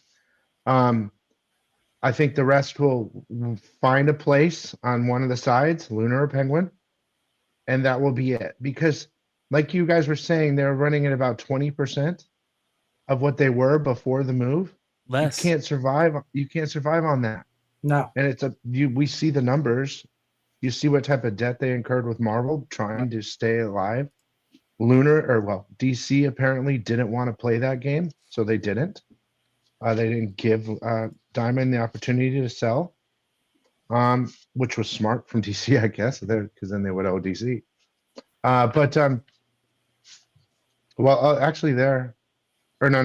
So I just don't think they can do it. But they're not just comics. Like you're talking about toys and all the other things that they do. I hope that survives, that part of it, because I'd like to be able to order those type of things, cards, toys, whatever. It's like a domino effect. We knew it was coming in COVID when that happened with the whole Lunar and Penguin right after COVID or during. We knew it was coming, then the movement, and then, all of a sudden the shipments were worse. I started complaining about it. What's going on? Why is there a holdup? And then they said, oh, we're moving to one distribution plant or whatever. Okay. And then 2 days ago I posted, I got a thing. We're closed down because of weather. I'm like, what the fuck? What's going on really? Yeah. And then of course, 2 days later, chapter 11. Yeah. I got my books on time this week. Yeah. The crazy thing. Billy's only been doing this for 3 years. Emmett, me, Dennis, we've been absorbing this forever. Right? I know. So in 3 years, you have experienced what we have learned in that short period of time, in the longevity time. So there's a word that keeps on going around during the show is there was that non-pivot to the needs of the LCS that really impacted this. There you go. Yeah. For 100%. The only thing is, a lot of people say, "Hey, I wish, big companies would run it like a family." Like, there are too many people working at Diamond who should have been gone a long time ago. Chris Powell. Sorry, I meant to hit the mute button before I coughed there, Brian. I'm calling. There is a lot of people in a lot of departments. The great thing was that you could always call Diamond. Yeah, they may screw your order up. Something got damaged. They always took care of it. And there was always somebody to talk to. If anything happens at Lunar, good luck. Send pictures. Are you still doing new comics? Yeah, I've been doing. Yeah, I'm never going to give up new comics because I'm in a small market and I need the traffic. You need the people coming in. Yeah. Yeah. The traffic. So I have to disagree with you with Lunar. And I'm not a fan. Phone number? Well, no, but if I have a problem, they fix it. Oh yeah. So I don't even need to call. I just say this is damaged, this is damaged, this is damaged, you replace it. Did you have to send pictures and emails? So they changed something recently. I don't know if you know this, but yeah, well, usually they would reply with, okay, you send in the damages, right? And then they reply, okay, tear the comics up, just like Diamond used to do. Yeah. Well, Diamond used to, they stopped doing that. But tear up the comics, send a picture. So I would do that, right? And then in the last couple of months, they stopped requesting it. So I actually got a hold of them and I said, why aren't you I'm afraid I'm not going to get replacements, And they said, now we're only requesting pictures if you want credit. Yep. So now you can just request and they'll take it on your word that you're destroying the books. And they'll send you the replacements. Unless you want credit, then you got to take pictures. Okay. Which I thought was cool. I always want replacements. I never want credit. Yeah. Yeah, me too, because I was just going to say there's another version there too. It depends on how many times you request returns. You fall into certain categories with that company. So if you're just every single week, I have 15, I have 15, I have 15, then they're going to start asking for pictures as well. But in general, yeah, no, and I get that. But the thing is with Dennis, when I watch it, I know you got a lot. I'm not sure, but it seems like you got some hatred towards the new guys, the Lunar and all that, and that's fine. At least I think from some other videos. Yeah, I have zero hatred for Penguin. Penguin is a legitimate operation, but they are when we were talking about run it like a family, there's no pretense that Penguin is going to treat us like a family. We are a business partner. Oh yeah, they're gigantic. Yep. And I can never look at Lunar as not my competitor because why? Because they were DCBS. Because I don't care if there's a line down the middle of that warehouse in Fort Wayne, Indiana. It is the same warehouse. I took pictures of it when I drove past it to see my mom. And it's the same warehouse. They've got both symbols on the front door. It's the same company. And the guys who are, and I hated Discount Comic Book Service as a retailer before they took over Lunar. Now, I understand that, Dennis. I understand that part. Because I was be pissed because they were selling it for so low. How is anybody supposed to compete with someone that's selling it for so low, right? And but now every dollar that goes into Lunar's pocket goes into Discount Comic Books. But on top of that, to then buy collections. And I'm thoroughly not convinced that they use the info. Let's just say, where's your store at, Billy? I'm online. Okay. So let's pretend you have a store in what's your town? Arizona, Mesa. Okay, Mesa. And Emmett's over somewhere in New York. I don't know New York. So Emmett's in New York. But if Emmett orders 100 Batmans and you order 100 Batmans, there is and I would be upset if they didn't do this, and because I know they do it. All of a sudden they see, we keep getting 100 orders for Batman in Mesa and 100 orders in wherever Emmett is in New York. Target some Google ads on Batman comics in those two markets because we could get some of that business for ourselves and make an extra 10% over what we're selling it to Billy and Emmett. I understand that's very possible. I mean, it's a theory. It's a theory, but it's a theory. It's very possible. Look, my buyers are all over the world. But they're also loyal to me because I built my channel helping people for 3 years, and then I said I might as well start a store, and they said, well, this guy's been helping me. We know, let's go help him, and he provides quality and stuff, and we all have our different things and reason why people buy from us. Brian, what I wanted to bring up while we're in this topic is I sent you a link through our group chat from a Facebook post that I posted a week ago. Can I reply really quick to JS Brooklyn? He says, Penguin is certainly you get what you get and don't get upset operation from my understanding as a collector. I'm going to tell you right now, again, I'm not taking any sides. That's wrong. If you get damages, you request them and they fill them. And honestly, Penguin is probably the best on fulfilling because I just got another fulfillment of ratios replacements, and I have five, right? Just 5 ratios are damaged. They don't complain. They don't do anything. And then 2 of them are damaged. I just got done requesting for the other 2 damaged, and I'll get them. Right. Yeah. But here's the thing also, and this cannot be undersold. Penguin does all that with free shipping. That's 100%. Yeah. Like you can't beat that. And I don't know. And that's customer service. That is customer service that nobody else offers. No one offers. But their ordering system sucks ass. It does. So hopefully they buy Diamond and use the old ordering system, which was with well, they're in Baltimore. I'm going to lose Penguins in Baltimore. This is not unheard of. So what's wrong with their ordering? What's wrong with the ordering system? Do you order on Monday or do you order like a month ahead? I order 3 months ahead. Okay, so 3 months ahead. Yeah, I don't.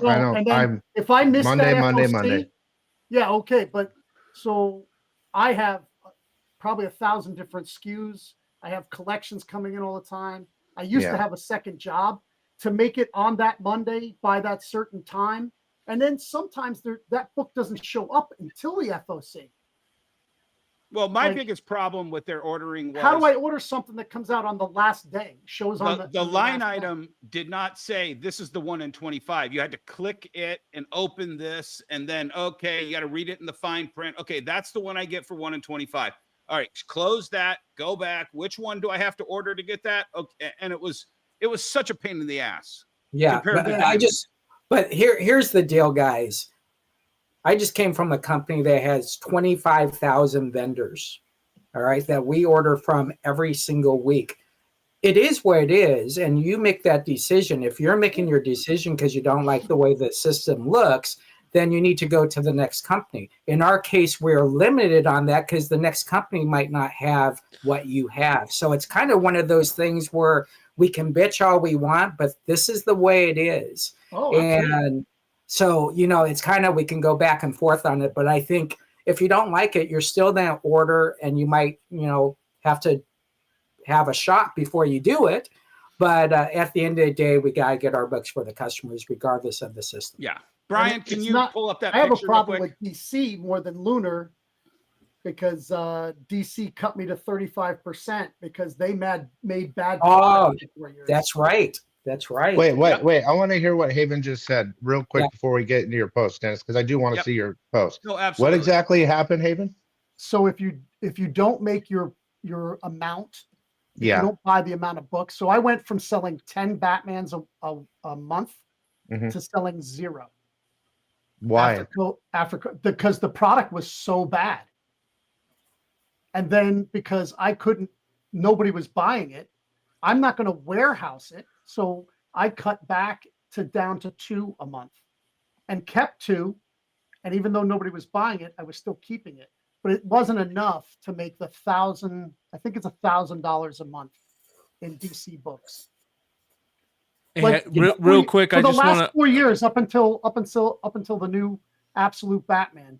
Yeah. Really, what were they putting out that was any good? Well, hold on real and quick. I want to let Mark know, just in case Mark's like, oh, I don't want to break in. Mark, anytime you got to bounce, man, just drop out, man. We appreciate you hanging out. Yeah, You're more than welcome Yeah. to hang out as long as you want. But let me, before we I'm lose just Mark, listening. I Okay. just wanted to say, so you're staying in, Mark? Oh yeah, I'm sitting here working and listening at the same time. Perfect. I'm Okay. good. Perfect. So I don't want to lose you before I get. All right, go back to what you guys were talking about with Yeah, go DC. ahead, go ahead. So yeah, there's a quota, right? Like I understand what you're saying. When I first 12,000, almost 12,000 a year. Yeah, like so, and that's the tier breakdown on discounts, right? And Mhm. like I was busting my ass this year to get to well, I got the 53%, right? So I wanted to get back to the 57.5, which was last year I had it. And for some reason, I think they upped the number. But I can understand if you're having an issue selling, it's hard to, why would you sell it if you only get 35%? Right. That's like So your they make a bag, your bad- board, and your delivery, there Right. it goes. That's it. It's gone. And then so I do 50% off, like a couple of times a year. I do to move. Well, and that was for the back benefit. issues, right? That was Yeah. the benefit of Diamond, and I Yeah. talked about it last week on last week's show. You're ordering Marvel, you're ordering DC, you're ordering all the others, and losing Marvel and losing DC, what's your discount left? And then by only having Marvel at Penguin, you're for the mid-size and lower retailers, you're never going to maintain that average. And this was, I think, by design. Well, that's why Penguin's 50%. Yep. Right. Because, and you got to cut, you remember, free shipping. Yeah. So that Well, doesn't true bother me. 50%. Yeah, that doesn't bother me at all. And I mean, they're they have a lot more people over there now than just Marvel, Right. But I think Lunar, as much as I understand your hatred toward DCBS, like I've been there, Dennis. I know what you're talking about. You know what I mean? I know exactly what you're talking about. But and whether they're manipulating anything or whatever, it doesn't really affect me that much. But Lunar, I think, is the winner right now. Marvel's a bigger business overall, but Lunar's pulling in more publishers. Yep. And well, I don't know. Look what Lunar did today with their announcement. Hey, if you collect Image, give us your orders. I know. I don't. I got that like a couple hours ago. I'm like, why are you sitting? They didn't even have to send out an email. They did it because they just wanted to remind you could get it from them. They've had Image for months, but it's just smart business. You know what I mean? They've just reminded you, get your Image from us. And I don't know, it's how many people decided to stay with Diamond after Penguin and Lunar made so Haven, you stayed with Diamond the whole time. You never made the move. I am signed up with the others, and every once in a while, they don't have a very good backlist. It's a CVS. You have to download and go through this huge lot. You can search it, but like Diamond, you could just like searching their back stock. Oh yeah, it's enormous. It's enormous, and you could just put in like, I don't know, about 4 or 5 months ago, they were talking about who was the guy? One of the artists you guys were talking about. I just put it in the back stock, and everything that he had left on there from Zombie Tramp and all that, I just fucking bought it up. Yeah, I've been there. I've done the same thing with Zombie Tramp. Went and bought like the best. How easy is that to do on in the Marvel website? Well, you can't do it anymore. You mean Diamond. Penguin or Lunar? But Yeah. they don't. Of course, they don't have back issues. But for you guys, well, I don't know. Do you guys still have a Diamond account even though you're not selling new comics, right? Yeah. Oh yeah. So you guys, it's great, right? You're gonna go buy back issues and get great deals and fill your shelves and all that. And I mean, I have a massive. My back issues, are 4 to 5 years deep. All right, it's not, I mean, of course, I have my own collection and it's massive, but I'm not selling those, right? Exactly. But I'm building a back issue collection. It's about 4 or 5 years deep. But for me, as for a new comic retailer specifically, I don't need that from Diamond, even though it's useful if I do, right? That's because you're online. That's because you're online. If you had a store, you gotta have. You can't survive on new books. Like I said, I have 5 years worth of back issues. It's a shitload. And I also have my own personal collection that's massive. So if I did own a store, I would have everything I need. Yeah, but I mean, starting the out. whole purpose for Diamond, like these, right? Yeah. Turtles, variant cover, black and white, black, white, and green. You know, they have these in clearance for $1 each, right? So you go in. You buy I get it. And so there are options. And I do carry new issues from Diamond as well. But I think what the conversation is, a lot of people stayed with the loyalty factor, being part of the Jeppy family growing up. I get it. Very tough to leave. I talked to both Josh and Steve this morning. Why? Because I've always stuck with them. No matter what, I always stuck with them because they have done so much for the industry. So I do believe Diamond has a aspect of the business that has helped so many people. We are just having one day of this, and we will see what happens over the next 6 months to a year. But you are a Billy. I will tell you, I had a conversation today and they said exactly what you said. They're then come back strong, but it won't be in comics. Yeah. And look, I want them to exist. Yep. 100%. But it's not, here's the thing, Jesse, it's not just today. Yes, they finally did their bankruptcy, right? I thought everyone knew this was coming anyway. I mean, you guys knew it was coming. Sure. So it wasn't just today. We had a couple years to prepare for it. You know what I mean? And it's shocking when it hit, and we're talking about it now. But, you know, like the numbers and the charts and everything, 20%. When you lose all that business, it is inevitable. Now, they didn't. The other companies can't compete with the other stuff that Diamond does, though. They can't. Years ago, Diamond floated, how about if we were your back issue dealer? Yeah. And it never happened. But had they gone out, and when stores contacted them and said, listen, we're going out of business, don't send us any more new books. If Diamond had said to them, what are you doing with all your old books? And bought them, and then it made them available to other stores, they would have made a fortune. But that wasn't the way Diamond handled those incidences, Emmett. No. If you called Diamond and said, hey, the bank just closed my account, I will not be able to buy the next 2 months worth of books, Diamond would literally say to you, awesome. We're really sorry to hear about that. Awesome. However, you have 2 months worth of orders that you owe us for. Yeah. And you need to figure out how you're going to pay us for that, plus what you owe us in arrears. Right. That's another interesting thing, Dennis. Go, I got an email today from Diamond. Yep. Now, I don't pay COD. A lot of stores do for some reason, whatever it is. They debit me, right? I'd rather have it debit so I don't have to be there, give a check when I don't want to deal with that. And they sent me a message today. It was specifically to me, not for everybody. Right. And they said, and I'm sure they did it to everybody. Yeah. But they go, just so you know, we're going to debit you on Wednesday. And if it declines, blah, blah, blah, blah, and all this. I'm like, what the fuck are you talking about? Yep. Like, is my shit declining or something? What's going on? They're like, literally. They're worried that people are going to. Yeah. They need that money now. They're afraid people are going to. Yeah, you're right. Now that we know, we're not going to pay him. Right. So Emmett does business like he used to drink at the bar, right? I put it in the message earlier. Yeah. Go ahead. So when I sit down at the bar, I have money in my pocket. I pay as I go. I stop drinking when that pocket is empty. It's the same way I do business. Yeah. I cash and go, cash and carry. That's it. I don't put anything on. I own everything in my store. I own nothing to no one.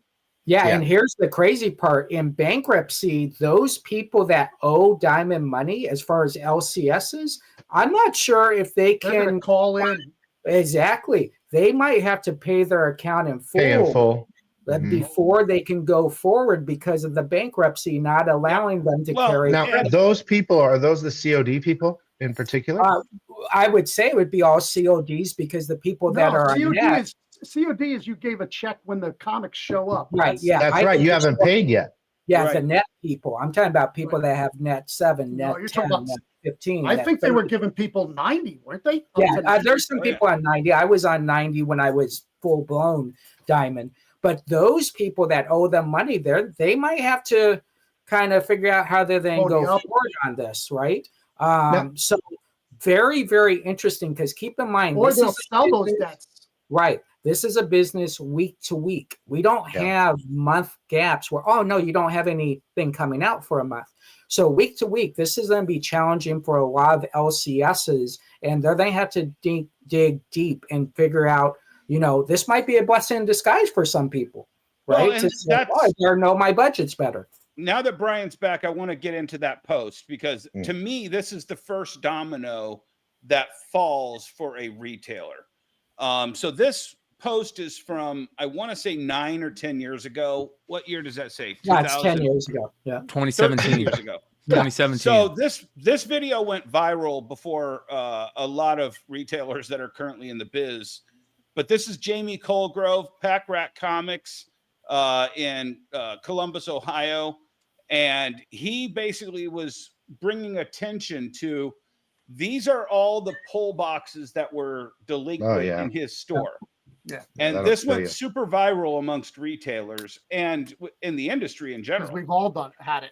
We've all hit this point, and Jamie hit this point, like, this is why stores don't have money, because this was $1,400 worth of books that his customers didn't pick up.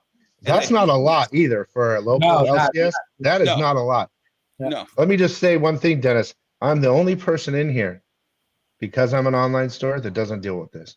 No, absolutely, and it's a smart business model. But for so many stores, that $1,400 is a diamond bill. Yeah, that's rent. That's a lease rent. Or that's a lease. Part of it. That's a million different things. And because of this, I was going on a crusade at this period of time, and I actually became friends with Jamie and his wife Teresa over this. I was trying to get Diamond to give positive credit reports for retailers, because my credit was in the shitter, and I couldn't buy a building. I couldn't do all of these things and on top of that, I couldn't get 90-day terms like Jesse, because my credit was low, because Diamond wasn't reporting. I'd spent over $5 million with Diamond at that point. And I'm like, not one positive credit. And so I got taken aside after 2 or 3 retailer summits of bitching about, why don't you report positive credit? And I got taken aside by somebody I won't mention. And he's like, Dennis, Diamond can't do this, because so many stores, and I think the number was 60%. It might have been higher. Yeah, it was higher. Yeah, maybe it was 80%. Yeah, 80, 81, 82%. Okay, so 80% of stores that had Diamond accounts were in arrears with Diamond. And they said, Dennis, if we report good credit, we have to report bad credit, and that would tank. And I'm like, you know what? At a certain point, I'm like, fuck them then. They're costing the rest of this industry. You need to stop giving them the crutches that they're using then. You need to get them up instead of bringing the rest of us down because of them.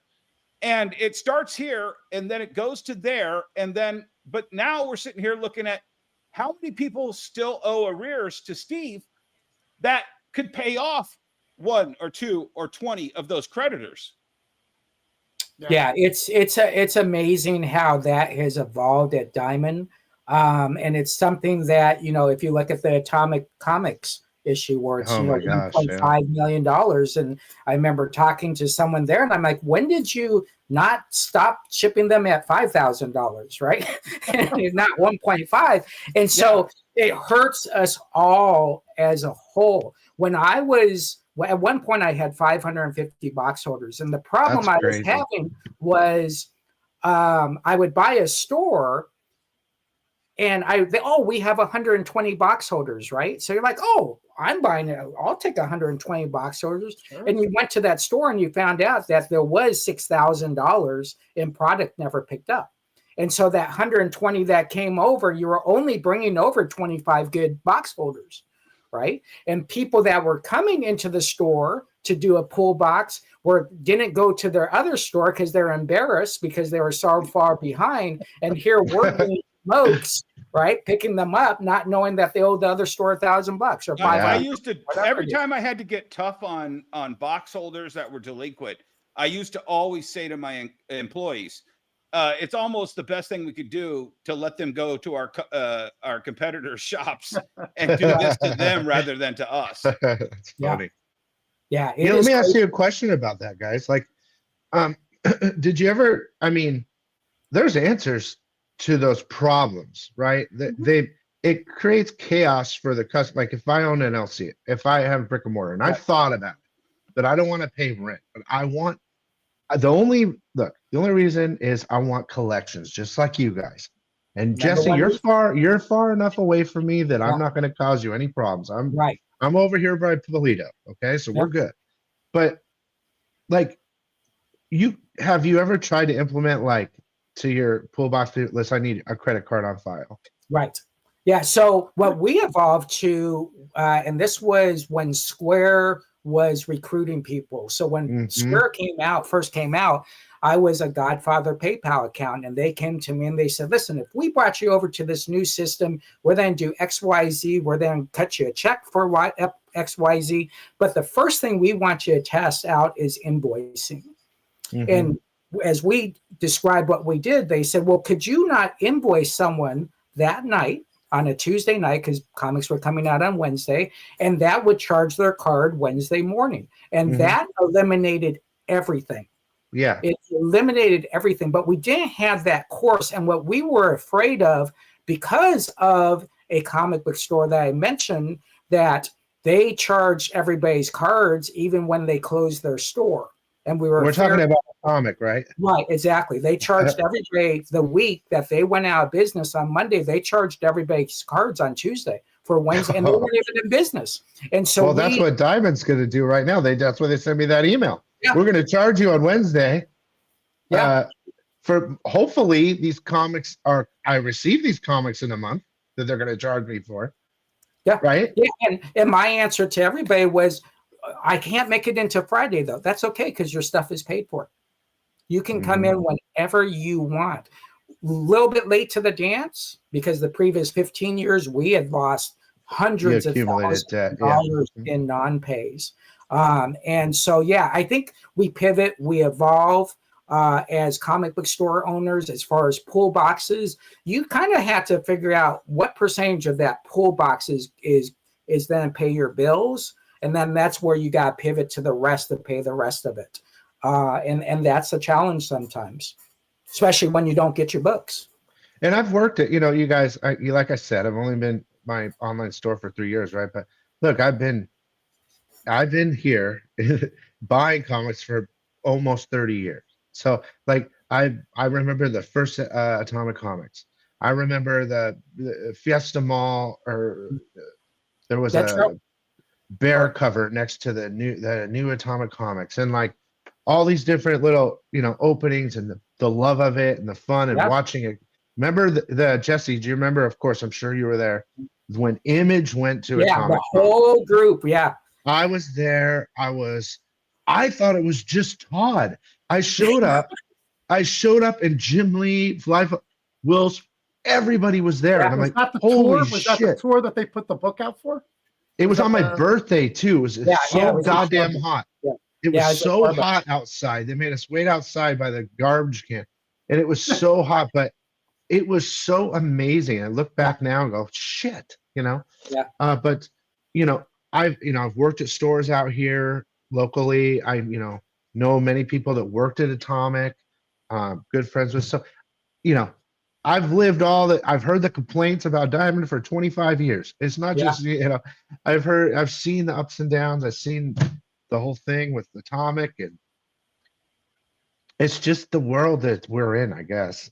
They just, whatever. You would think after Atomic and then Hastings right after that and don't forget GameStop for I think $5 million, wasn't it? Yeah. They got lucky though. That's what Diamond needs. Let me ask you guys something real quick, they're not publicly traded. because you know we're Yeah, talking you're about right. about Yeah. what's about Diamond and everything, and the big question is, what do you guys see for the future of 2025 comic book stores and how this is going to affect the comic book stores in 2025?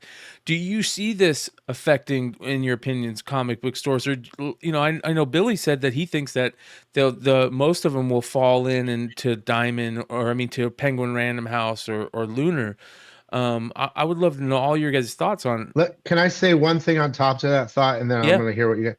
For people that didn't make the move, right, or Mhm. for people like Haven that have a low discount, right? You still have that low discount number, right? 35% or whatever. Yep. And if you are going to buy new business, it's going to hurt. This year is going to hurt. Lunar, okay? I have to buy my DC books from Lunar. It's the only Yeah. place. But it'll hurt. But that you know, unfortunately, Well, you're not going to be making. That's just DC books, so it's different. Yeah, I know. Image, right? It's all different. I'll get the 50%. Oh yeah, you're right. Image will But be I good. said this, and you actually, Billy, might know who this is. What was it Bulldog out of Arizona, Jesse? Yeah, Bulldog back in the 90s. Back in the 90s and early 2000s. Do you remember them, Billy? Yeah. I don't. You have to tell me a location. I remember by. He had by a barn somewhere. Yeah, it was on Deep Thunderbird. Yeah, Thunderbird. I'm at East Valley, so Yeah. if there were a couple shops out there, I didn't know them. Well, he except wasn't for a like shop. He was Ed a Robertson, distributor. you know. Yeah, he was a distributor. Okay. He bought. Oh yeah. all- Okay.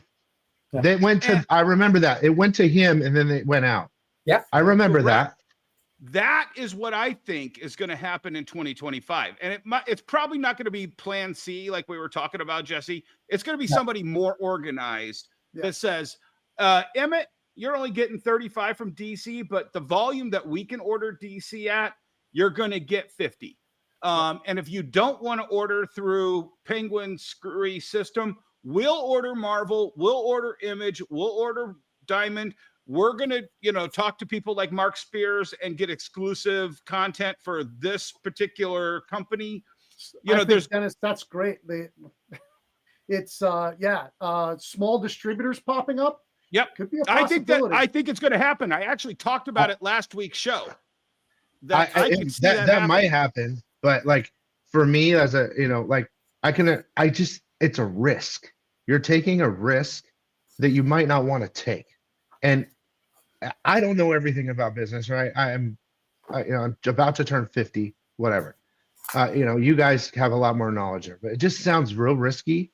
And I'd rather, if I had the chance to buy from maybe, but see, then you can't build that relationship you want to have with Lunar. So if you're buying, you have a relationship with Lunar, really? A real relationship? Haven, what I'm saying is, anybody?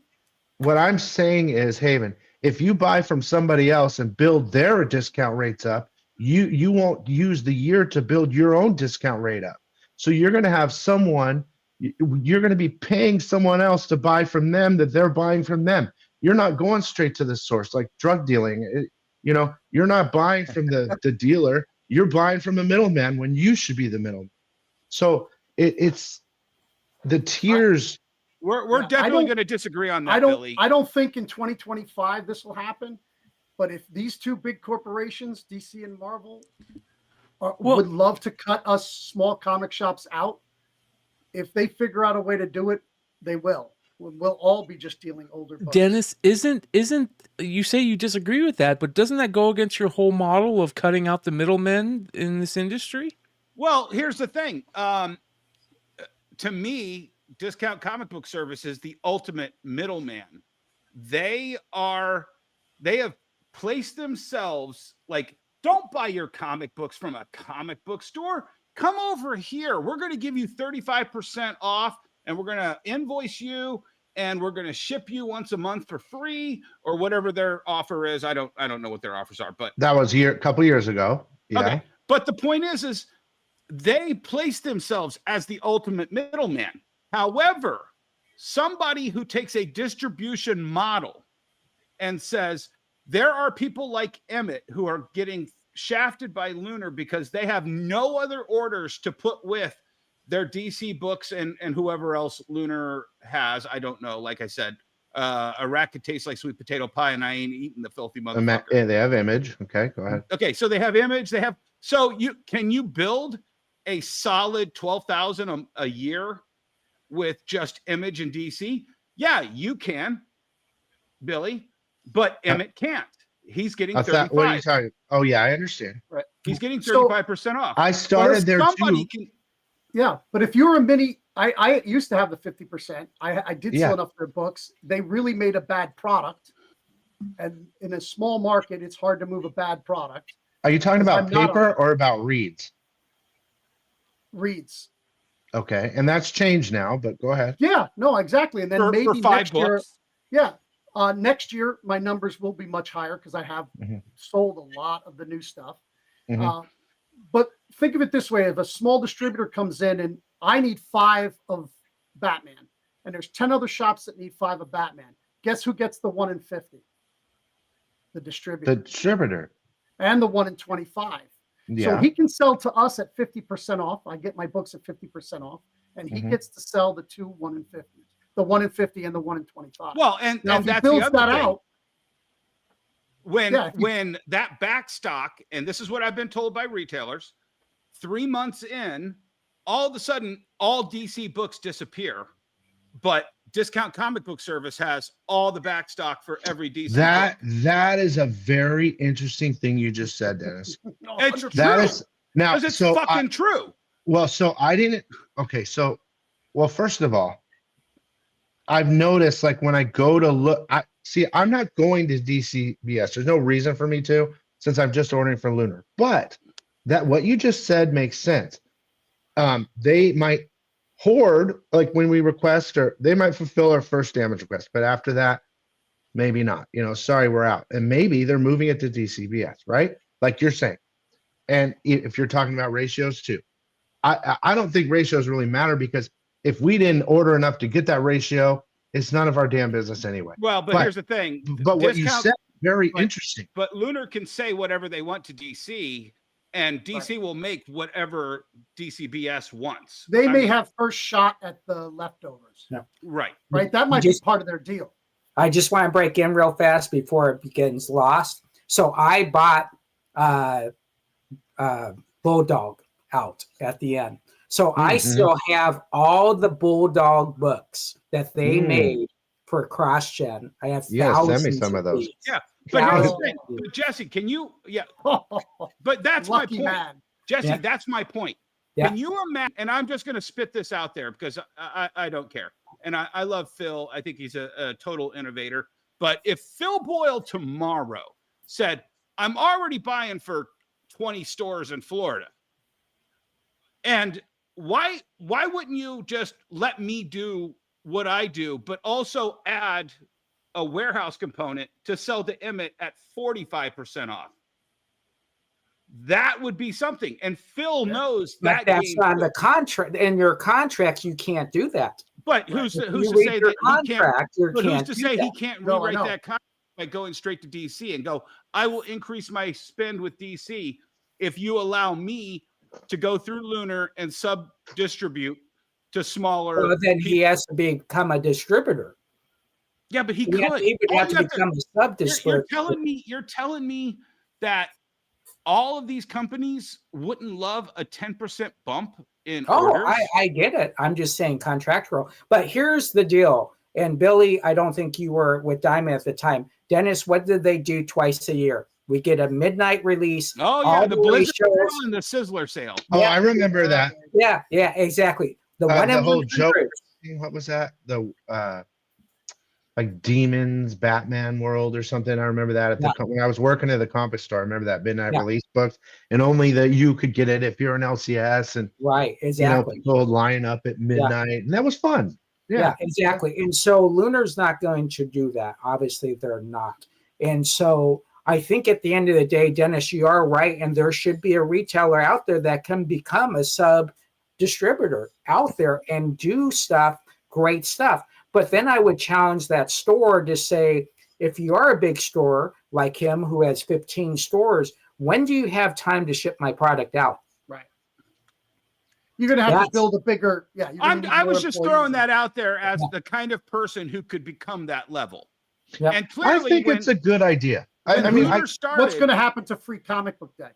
Oh, it's going to it'll still run because they've already got all of our uncancelable orders as of last week. If you didn't do that math, they've already got Mark down here to paint 24 fucking pages by January 16th. Right. Oh, Mark, dude, you did it for free, dude. You need a manager, bro. Yeah. I am going to be your manager. I've already ordered 100 copies of Mark's book. Oh, shit. Book Day. Yeah. So they've got the order through my buddy, because he gets a better discount. So I ordered it through him. But so he's doing what he was just talking about doing it. Ordered someone else. Exactly. I already know this. It's already happening. I already know this business model. It's super simple. You know what I'm saying? And I think it's absolutely possible that somebody, Lone Star, I don't think Chuck Rosansky gives a shit enough to even try this, but Lone Star might. Midtown might step up to the plate and go, well, if you give us an extra 5%, we're willing to try this thing and make 10% off of the retailers instead of Diamond. I could see Samurai trying to do it out here. You never know. But the thing is a network. Just imagine Phil, Samurai, Midtown, and Lone Star all say, hey, we control so much of this business as it is. Why don't we just become what the 1992 business model was? Your friendly flanks, your capital city, you're this, and let's do it. How hasn't any of these super big multi-store places gone franchise? There is actually one that has franchise, which is Dragon's Lair is a franchise. Is a franchise? Okay. But here's the thing. It is very difficult to create a franchise for this because Hastings tried and failed miserably. This is a very niche market, and you have to be able to think for each one of your stores. Who was the guy we had? Third Eye? Was it Third Eye? Yep. In Baltimore? Yep. Yeah. When we were talking to him, he was talking about this store is heavy here, but low here. This store is heavy here, but not over here. So it is very difficult. You cannot blanket. I'm just going to run through some of these while you guys are talking. Yeah, absolutely. But it is very difficult to make a blanket order for 20 stores. Yeah. You can't just feed the same inventory to 20 stores. You have to customize every one of those. Yeah, well, that's what has gone down with bookstores. You know, the bookstores have had a big resurgence. The two big bookstores both showed record profits last year, and what they've done is given the managers the ability to do their orders for their store because they know their buyers. Yep. Right. Yeah. Exactly.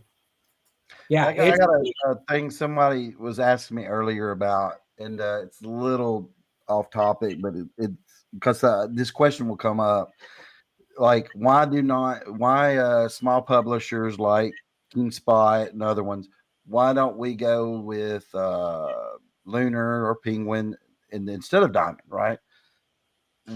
There's a problem there where one of them, because I had talked to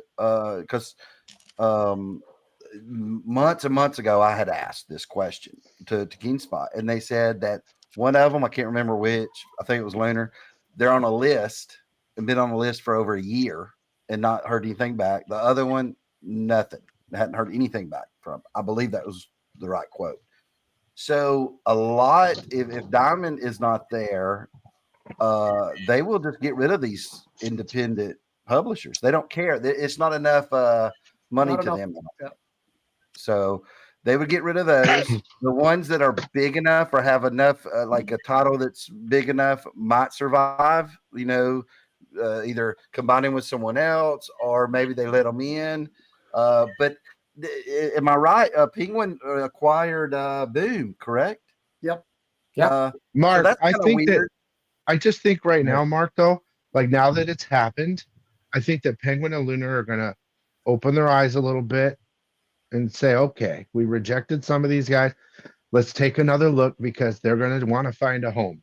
Let's hope that that happens, because business is business, right? Yeah. So let's hope that that happens, and then we'll have less damaged comics long term.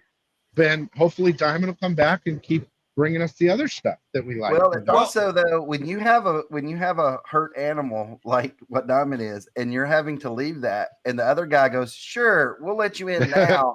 How about we'll give you 20% off of what you were making?" You know, that's a the possibility. thing. You don't have much options. Of course, we didn't have an option before. Again, I'm just speaking as a creator. KeenSpot's done their own deal with Diamond for years. They've been around for 20-something years. But I'm sitting there thinking, Pause right there, Brian. Our comeback was not bigger than that was the rally cry during COVID. Yes. And that has come back to bite them in the ass hard. Right. And here's the thing. For the last 2 years, it's kind of funny that we're talking about this today. Our contract had ended, but I shipped all of Sakai's projects for him, all his new issues, all his exclusives, all his conventions, all his webpage. So there is ways to do it. Now, it became overwhelming for us as a comic book store, and so we didn't feel that it was beneficial anymore for him. So we went at good terms, and we said in the future, if we do get a bigger warehouse, we're more than happy to do it. So there are ways to do this. You just got to find people that can do it, but they got to be able to do it good. They can't just be able to say, this will create a lot of opportunity. Yeah. Exactly. Do you think that they're going to fulfill? I'm just I'm concerned, of course. Do you think they're going to fulfill my orders that reach out to like February 5th? No, I think 100%. Why wouldn't they? I don't think they'll ship Marvel is not because I even don't till think May. Marvel ship it to them. Yeah. But here's the problem. Well, yeah, Here's the not Marvel. problem. Yeah. Are they going to ship your Marvel? Maybe Well, I not. don't. Yeah, that's the thing. Are they going to ship your NECA toys? Maybe not. Yeah, I ordered some cool ass Star Wars But shit. if they charge you, they'll ship your monsters because I know it's going there. Yeah. Now, keep in mind, folks, I just want to remind everybody, they're in bankruptcy 11. They're chapter 11. Yep. They're working. They're obligated in their pitch, because you have to write up a pitch and you guys say, this is how we're going to conduct business going forward. Yep. They're obligated to continue to run their business accordingly. These creditors have to be very careful because they're not going to get paid for a long time, 60 days, 90 days before they see a penny. Yep. Plus, do you think they're shutting down the back issues? I will tell you today, there was no back issue list today. Okay, that makes sense because that's money that they can use towards it. What do you guys think about the UK stuff? Okay, real quick, Brian, and I got accused of mansplaining, but it's important to understand. Diamond UK is almost a separate entity. Like, yes, that's why I'm asking. Yeah. Diamond in name only. Yeah. Okay, so this is a separate distributor over there that knows the European market. They operate separately. One of our mutual friends, Jesse, runs Image foreign distribution, and it's a totally different world when you cross the Atlantic. So everything is boxed up in Canada and immediately taken over to the UK separately. Has nothing to do with Diamond US. It doesn't ever touch a single hand in Olive Branch or Baltimore or Plattsburgh.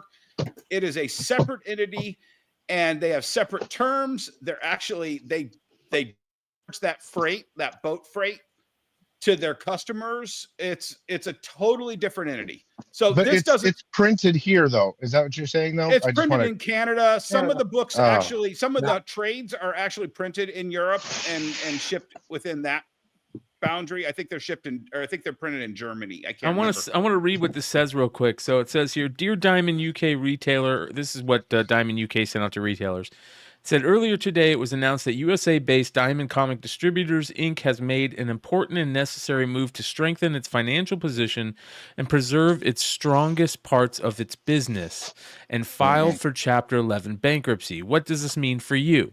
As a wholly owned subsidiary of Diamond, we want to reassure you that Diamond UK is not in bankruptcy and will continue to operate business as usual throughout this process. Our top priority is continuing to fulfill orders and serving our customers without disruption. Diamond UK is a profitable and stable business and will likely be sold as part of this process. In fact, Diamond has already received a signed letter of intent from Universal Distribution to purchase Diamond UK. We are confident that under new management, we will be well positioned for future growth. We will be as transparent as possible throughout this process and will keep you informed of any significant developments. If you have any questions, yada, yada. The reason why I want to bring this up, because this brings into the topic Universal. Let's talk about Universal a little bit, Jesse and Dennis and everybody. The one thing that you want to look at is they could not make this deal pre-bankruptcy.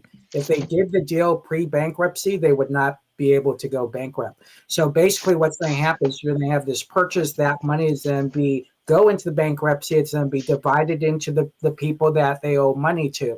So this is another deal that was created so that the bankruptcy would actually go through. If there was no bankruptcy, I don't see this happening, right? This would be no, it's not really that matter, but I think this is a great opportunity for Universal for something that's already doing well. It's doing fantastic.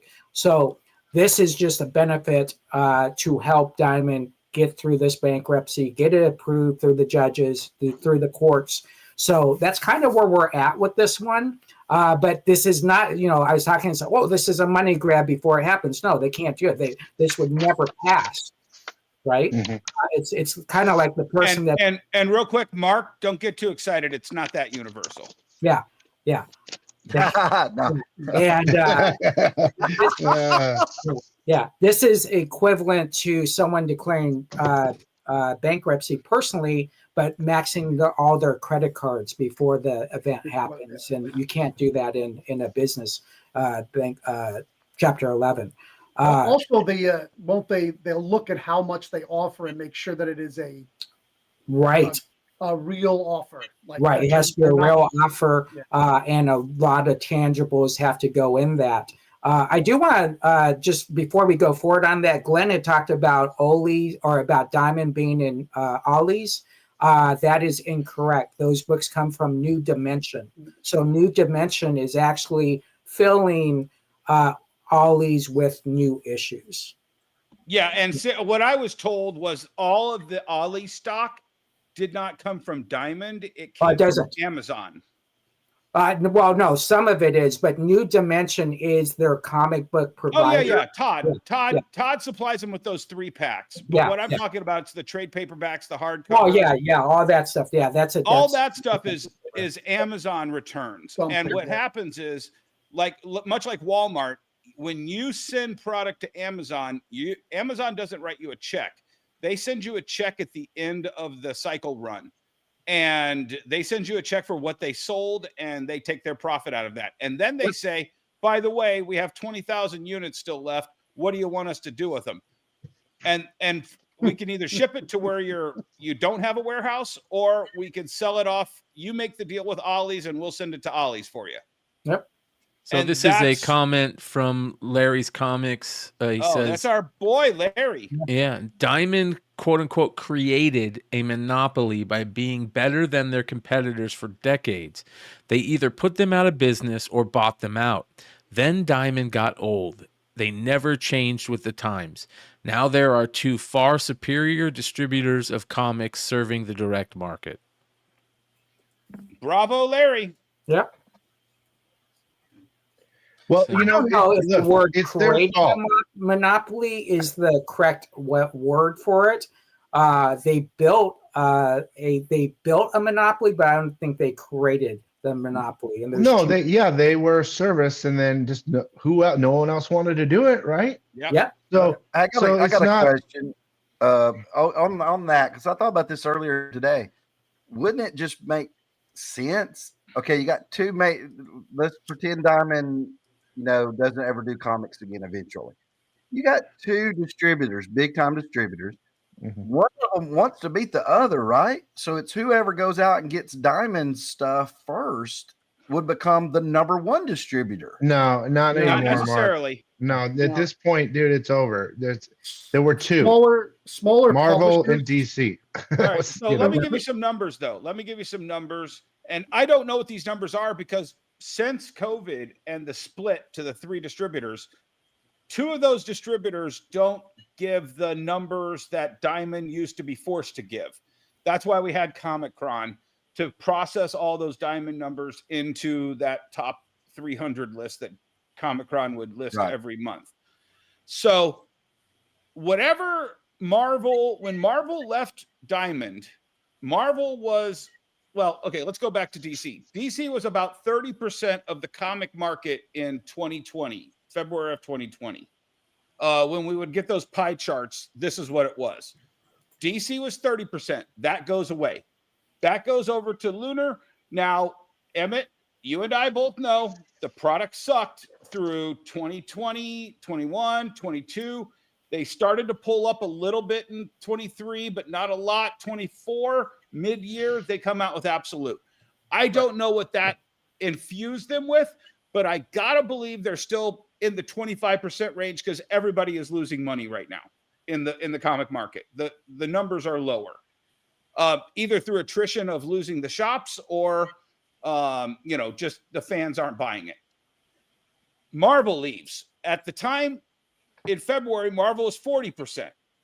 Whatever Marvel was at when they left at the end of 2023, 2020, or I'm sorry, 2020, 2021, whatever they're at, Marvel, I don't think has taken as big a hit, but they have taken a hit. Let's just say that's another 20% lost, 32%. They're living on the variance. Absolutely. And they play that game better than anybody else. Right. But here's the thing, Dennis, before you go any farther. Before the DC move, what was every conversation? Every single conversation with the retailer was, this is ridiculous. They have a monopoly. We need to.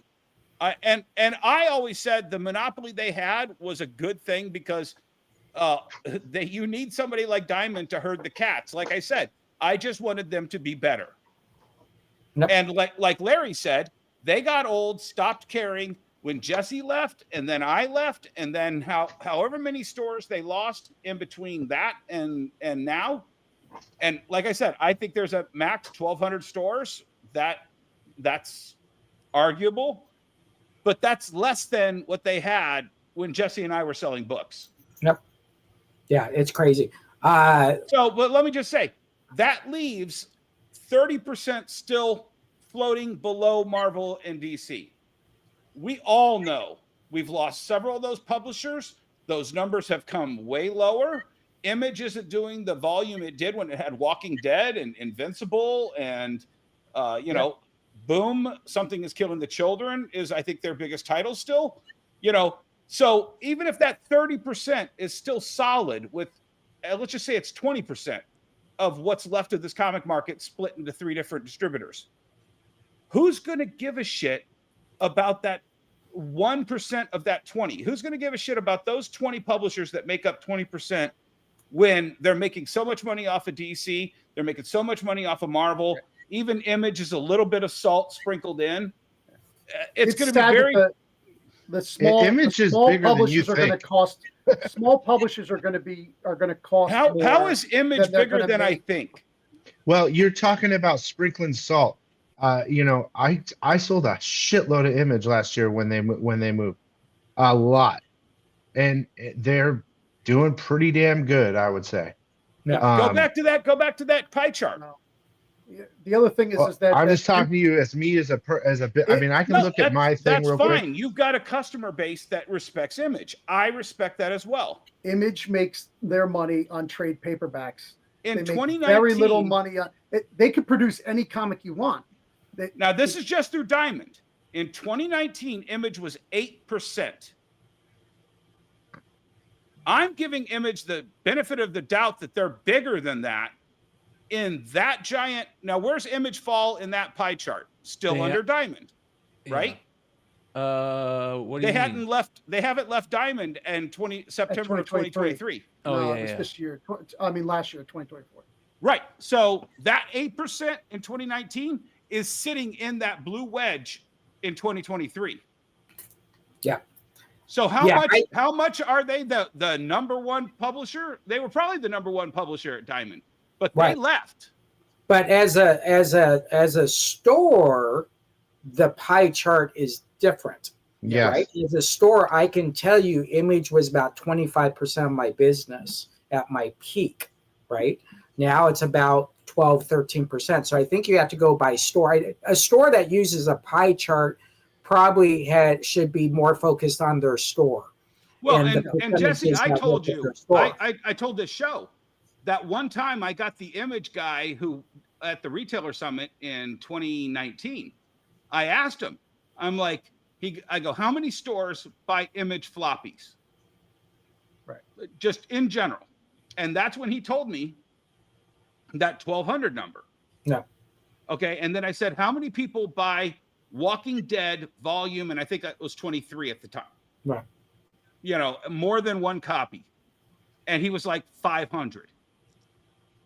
And we literally went back and forth, and that's what, and of course there are stores that didn't order Image at that time, and that's why the number was like 1,400, 1,500 stores, legitimate stores, not just club accounts where they ordered one copy to read. Sure.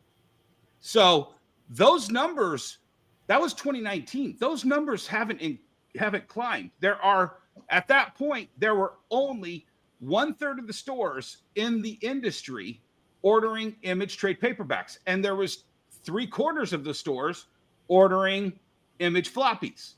I want to ask you guys something about this real quick. This is very interesting. Brian Hibbs came out today and said that he thinks that the reason that Diamond is failing is because DC left. Yeah. You think that's true? But DC, I agree with him, because that 30% was the first domino. I said it then, and I say it now. That 30% that DC, go back to the 2019 chart again. Well, but also that they wouldn't allow them to carry their books. 29%. Yeah, lost them. Yeah, but like also, yeah, when that's true. When they went But the other problem is they had a different deal with Marvel, and they put themselves $9 million in debt with Marvel. Yep. Yeah, but Marvel, don't cry for Marvel. They're gonna. I'm not crying for Marvel. I'm telling you that Diamond put themselves in a $9 million hole. Yeah, DC isn't to blame. Diamond is to blame. Yeah, that's what I'm getting ready to say. Yeah. Why is DC to blame? Listen, Diamond, it's part of it. DC went to Jeppy and said, "This is what we need from you," right? And what did Jeppy say? Go ahead and go. You'll be back. I'll tell you what and this is total insider information because I got it from the DC reps at the time. I believe, and like I said, I don't know the numbers, but I believe at that time, Diamond had a 15% margin on the top of the sales. So Diamond would get 15 when we would order a $4 book and DC got $2 of that. Diamond would get 15% of that, or 30 cents. I think, is that math right? And DC was like, hey guys, this is a breach of terms, but we're willing to go forward. We just want you to take 10% instead of 15. Yep. And is that what you heard as well, Jesse? No, I got it from the horse's mouth. So at the end of the day, that person made a decision that to this day was a gut punch, that they knew at the end ego was driving this decision. We're Diamond. Yes. No one can beat us. But to say DC is the reason, I think that's FUBAR. That's thinking so drastic at all the changes that Diamond could have done from that day forward with Marvel, with whoever else, Image and all this. But I think that's a FUBAR thing to say. That is the sole reason for it. I just disagree with it. I'm going to read his statement real quick. This is from Brian Hibbs. He says, there are a lot of people who are actively rooting for Diamond Comics to fail. Well, your wishes appear to be coming true as Diamond files for Chapter 11, and this is going to be truly dire news for the direct market, at least in the short and medium term.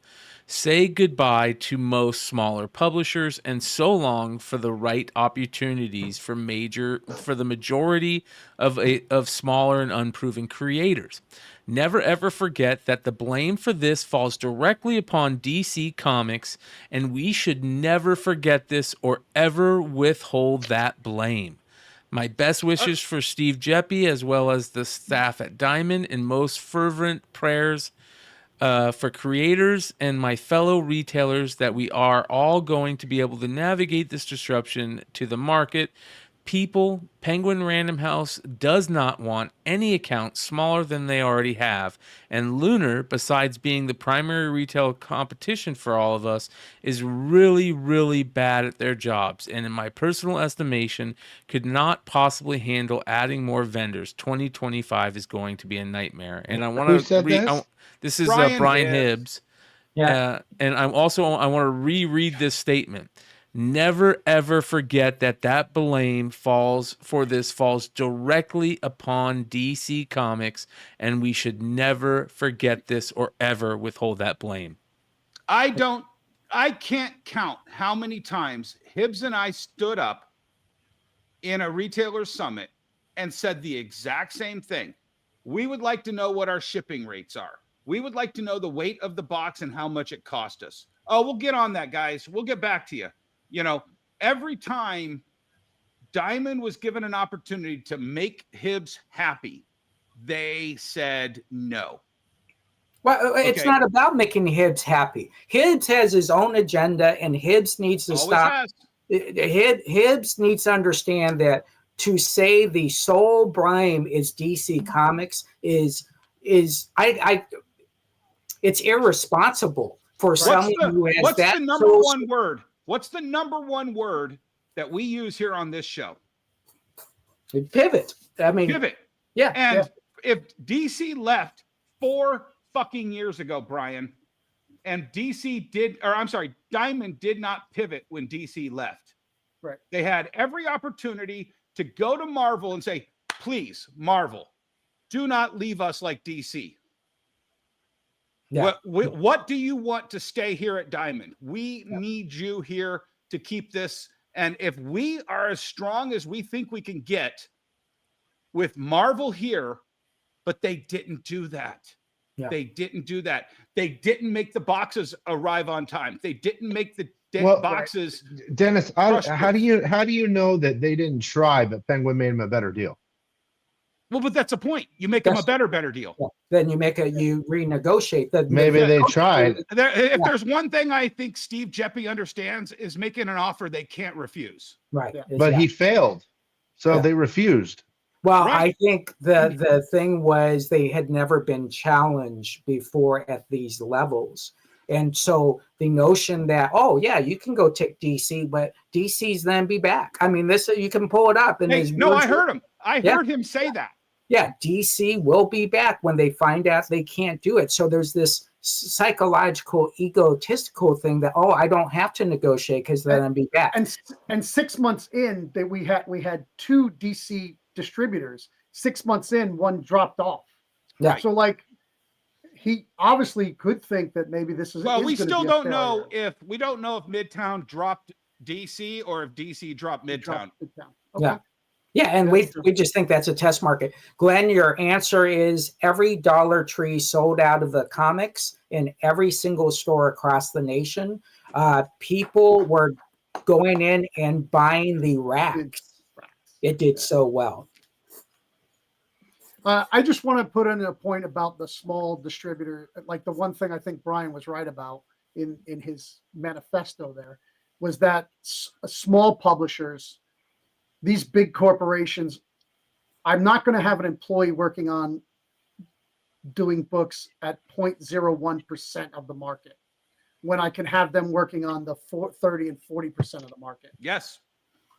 So, the family thing got a lot of these small publishers in.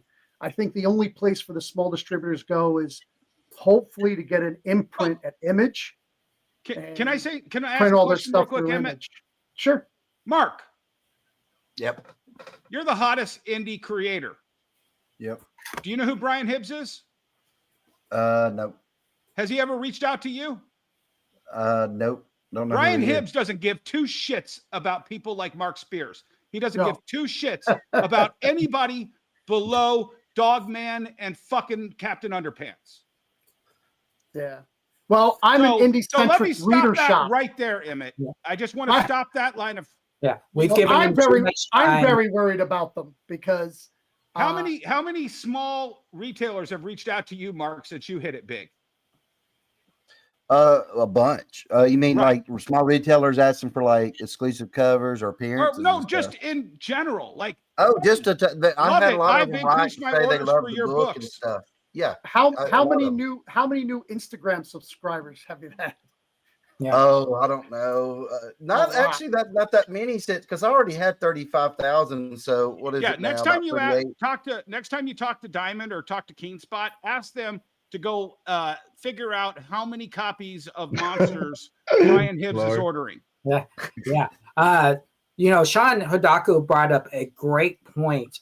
One of the disaster statements that Diamond did, which was about 2 years ago, is when they announced that they found a way to save you 25% on your shipping.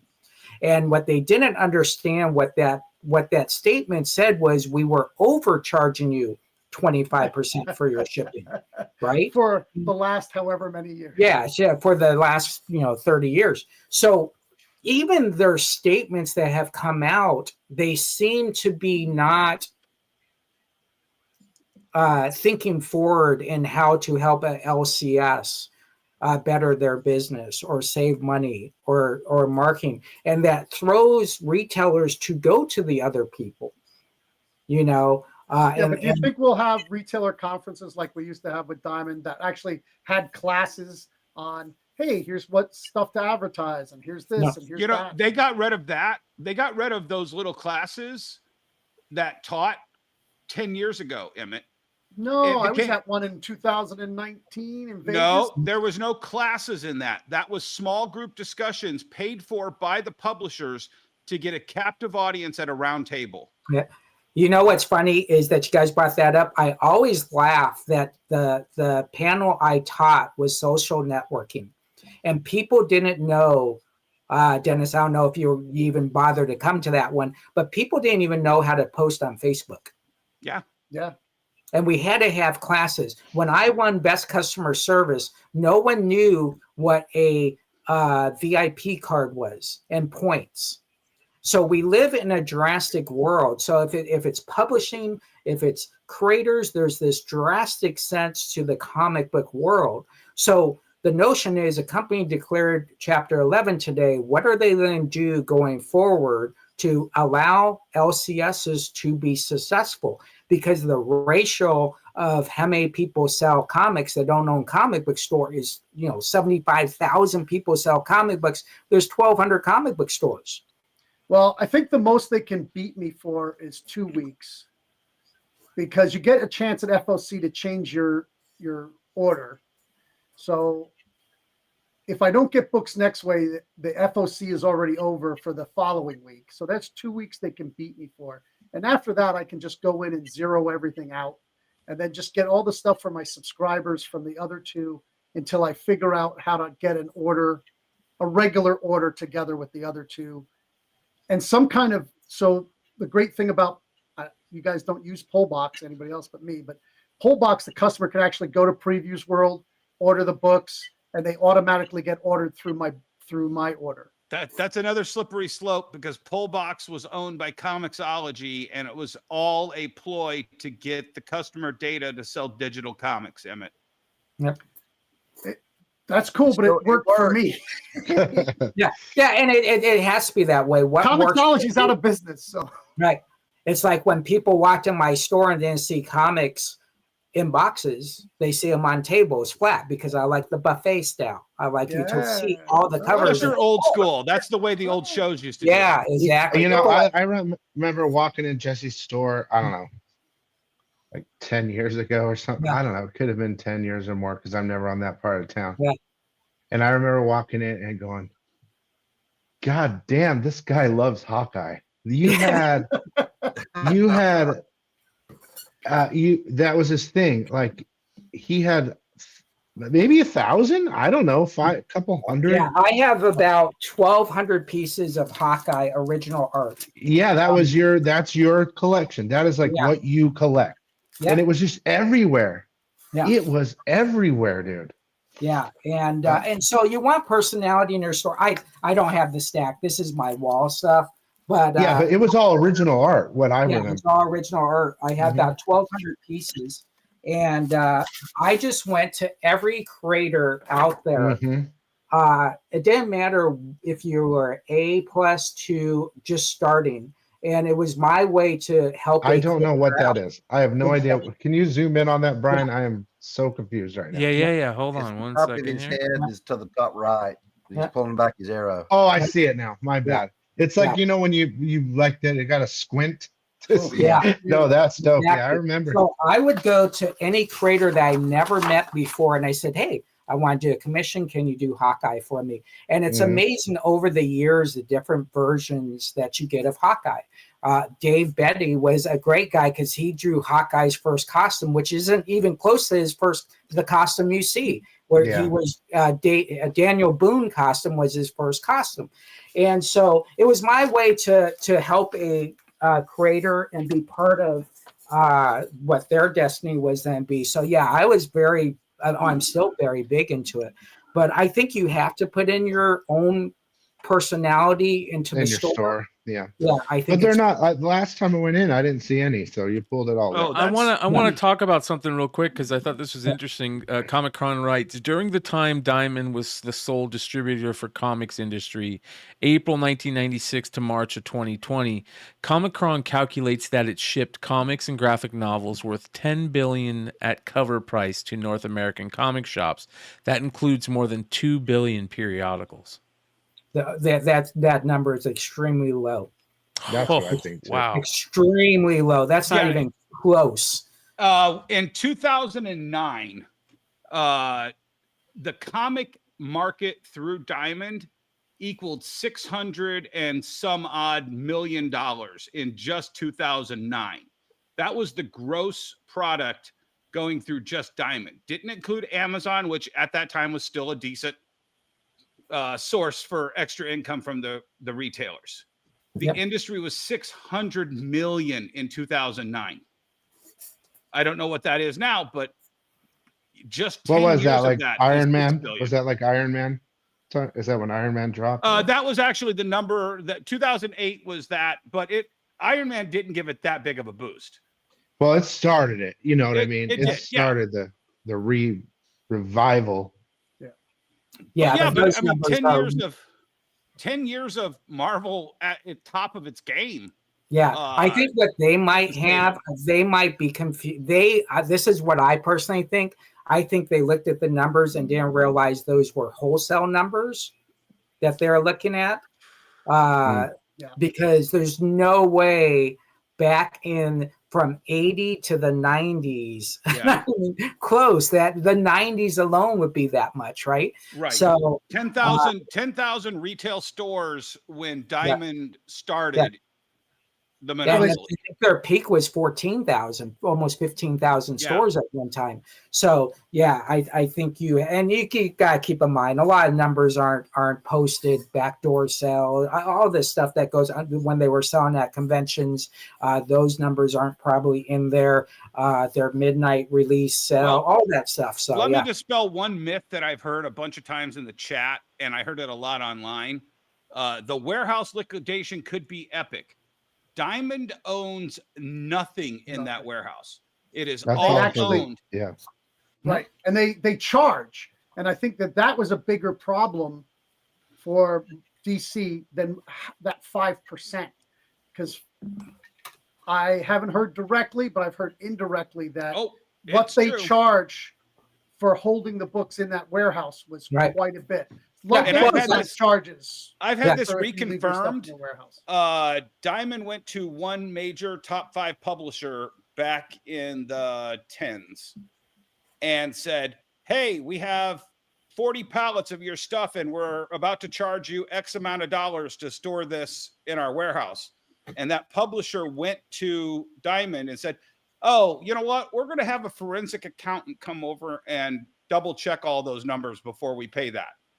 And when they went there were less than 75% of those pallets didn't exist.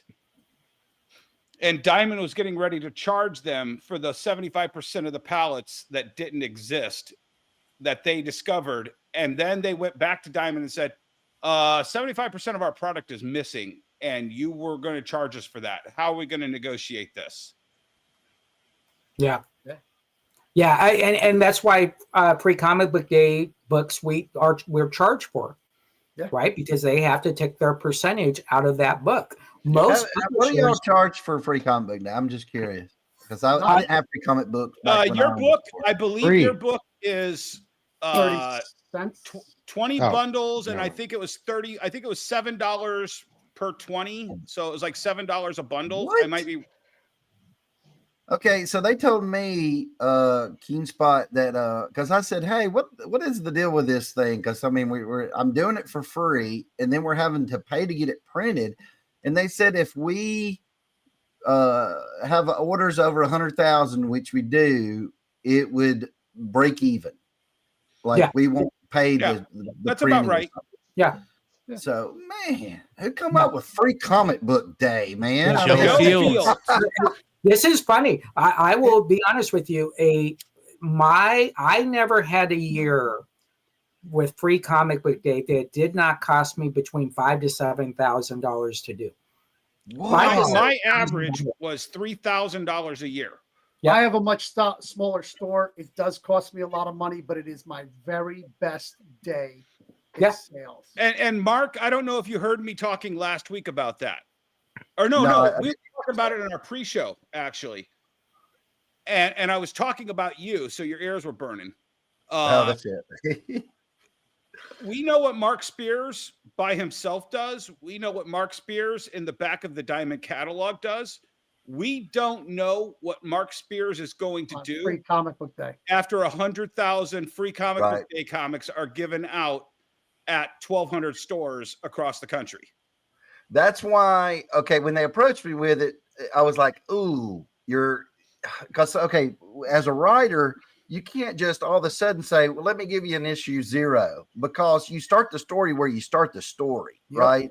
And number 1 was specifically started at that point because that's what I wanted. So when they approached me with it, I'm like, how do I do a 0? And I said, okay, I'll tell you what. I have a little leeway where I could do, it's almost like a one shot, right? Like, and DC used to do these with zeros back in the day, right? They would come out with a 0. And I said, okay, I could do a monster 0, and it's going to feature this clown character monster that I got. And I said, and I'll throw in my Slayer character for a few panels just to tie it in together, right? He's giving the information that he has in issue 1.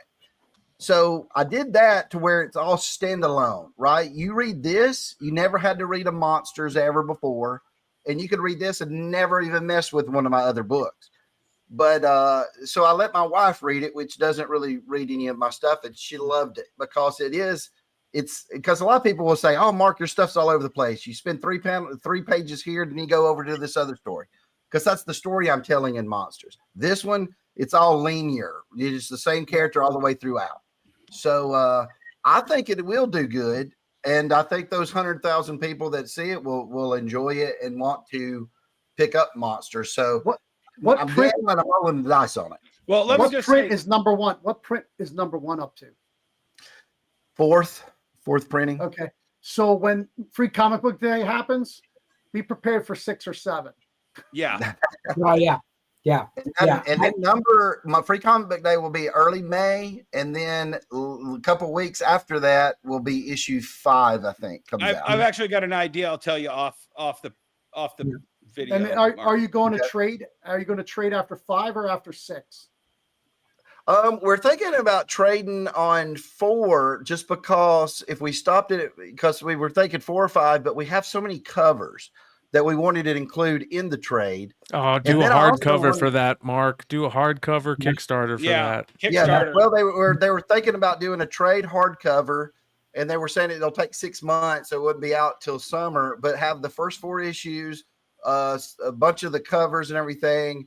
Because I was asking them, like, well, I would love to put in pages that I had taken out, unused art, and then things like Oh, that. that'll really help sell it. Let me for just sure. say this, Mark. First of all, you're clearly not lazy because you Director's just did cut. 24 original pages. yeah, 50% of the publishers that supply free comic book day comics choose either one title or or their main title as a reprint book. And oh wow, yeah, exactly. yeah, they take previous existing content, shrink it down into a free comic book day comic, and spit that out. The big boys will sometimes do one reprint and then one original content to lead into their next arc or whatever they're doing. And once every 5 years, they'll put a first appearance in it. So I'm going to tell you guys something. I'm going to get a text right after I tell you guys this.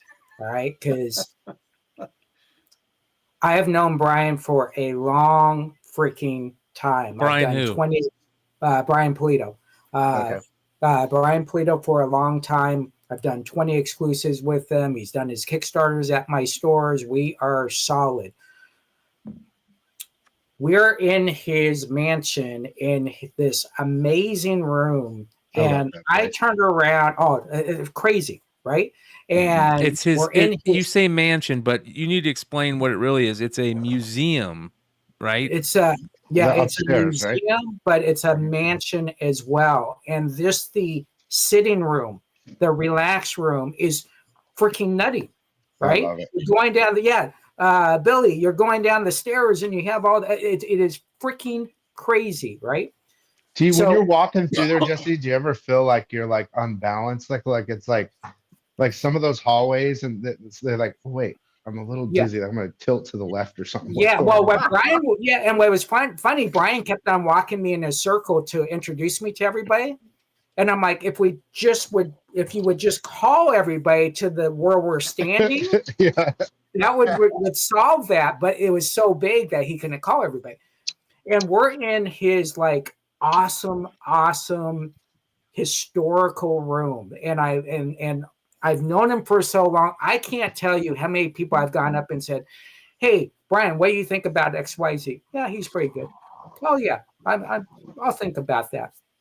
I'm not saying this because Mark's on here, but I brought up Mark Spear's name, and I will tell you the smile on his face, the excitement he had on his face when I brought up your name was amazing. So what you have done is beyond your art, beyond your cover, beyond your work. It's your social awareness that you are out there, and you have to get out there and you have to communicate. And I think your communication skills is your best assets on top of your art. Oh, I appreciate that. I just, again, I'm hoping to do something with Brian in the future because, again, I love those characters over there. I love him to death. So that makes me feel really, really, really great.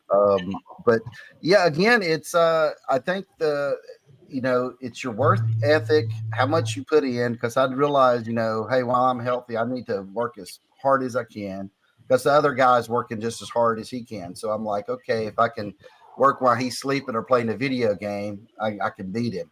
And then it's also, you got to put in the social time. You've got to put in the idea time. You can't just stick with one thing. I was telling my wife, I was like, okay, what Kickstarter am I going to be starting in November? I'm ready to, I'm getting Monster and the Wolf done. I'm already looking forward to what's my next one I'm going to do. And I'm going to do the trading cards this year. So I think you got to diversify a little bit and do a bunch of different things. So if something happens and hey, they're not hiring me for covers, well, I'm doing trading cards too. I got this other deal going on. So I think one of the things that worries me that where Hibbs might be a little right on this is you're gonna no, Jesse, just listen, hear me out. You're giving him too much time. No, he's right for the wrong reason. He's right for the wrong reason.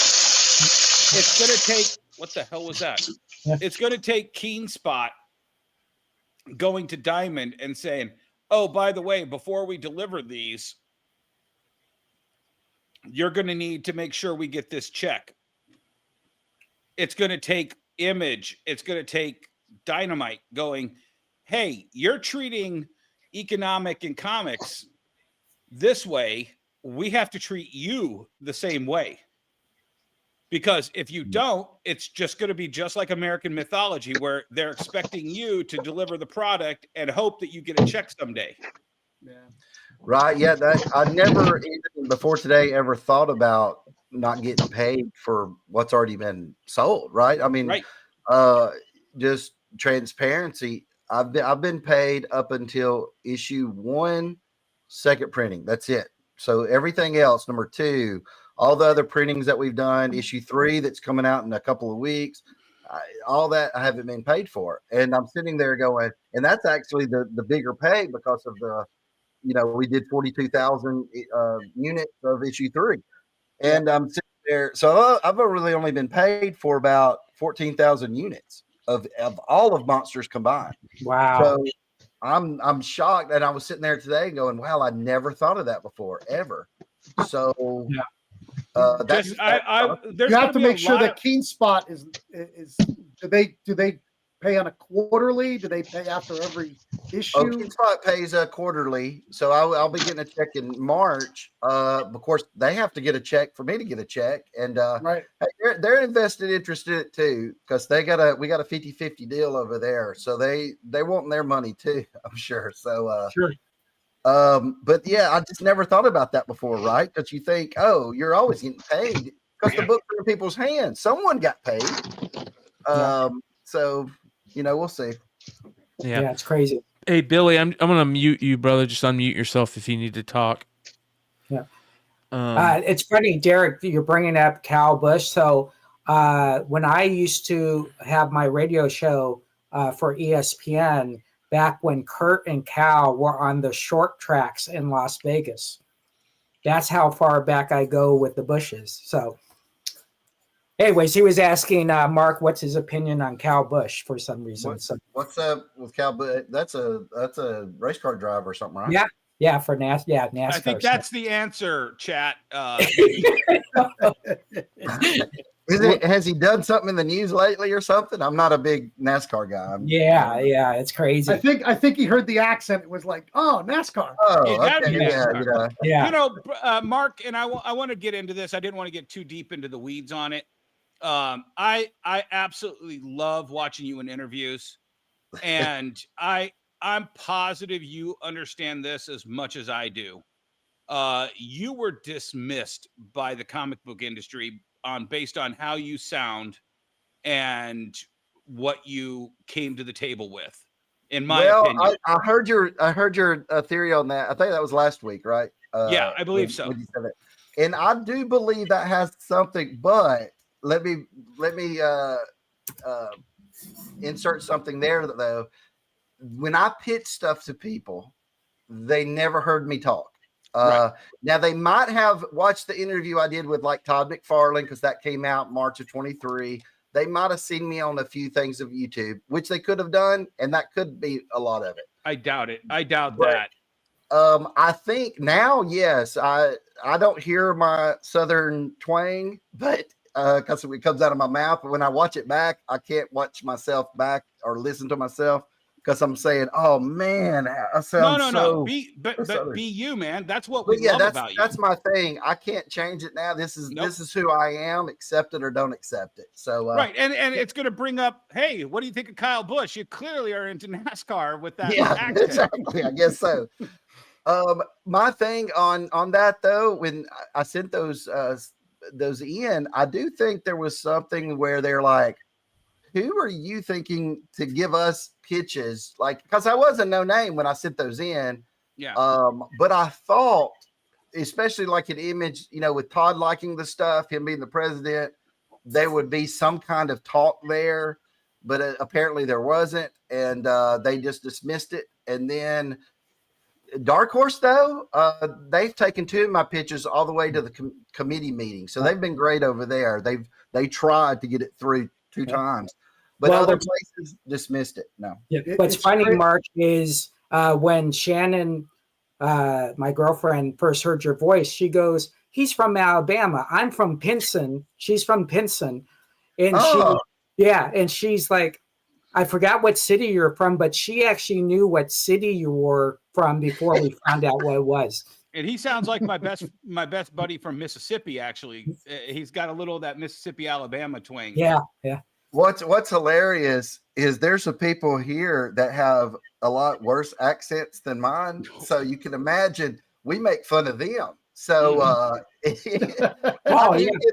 accent, it's hilarious. I get it all over when I do interviews. But you know what? It's always been in kindness, though. They're like, "Hey, I love your accent," or "Hey, Mark, it's genuine." So I appreciate it. I appreciate that.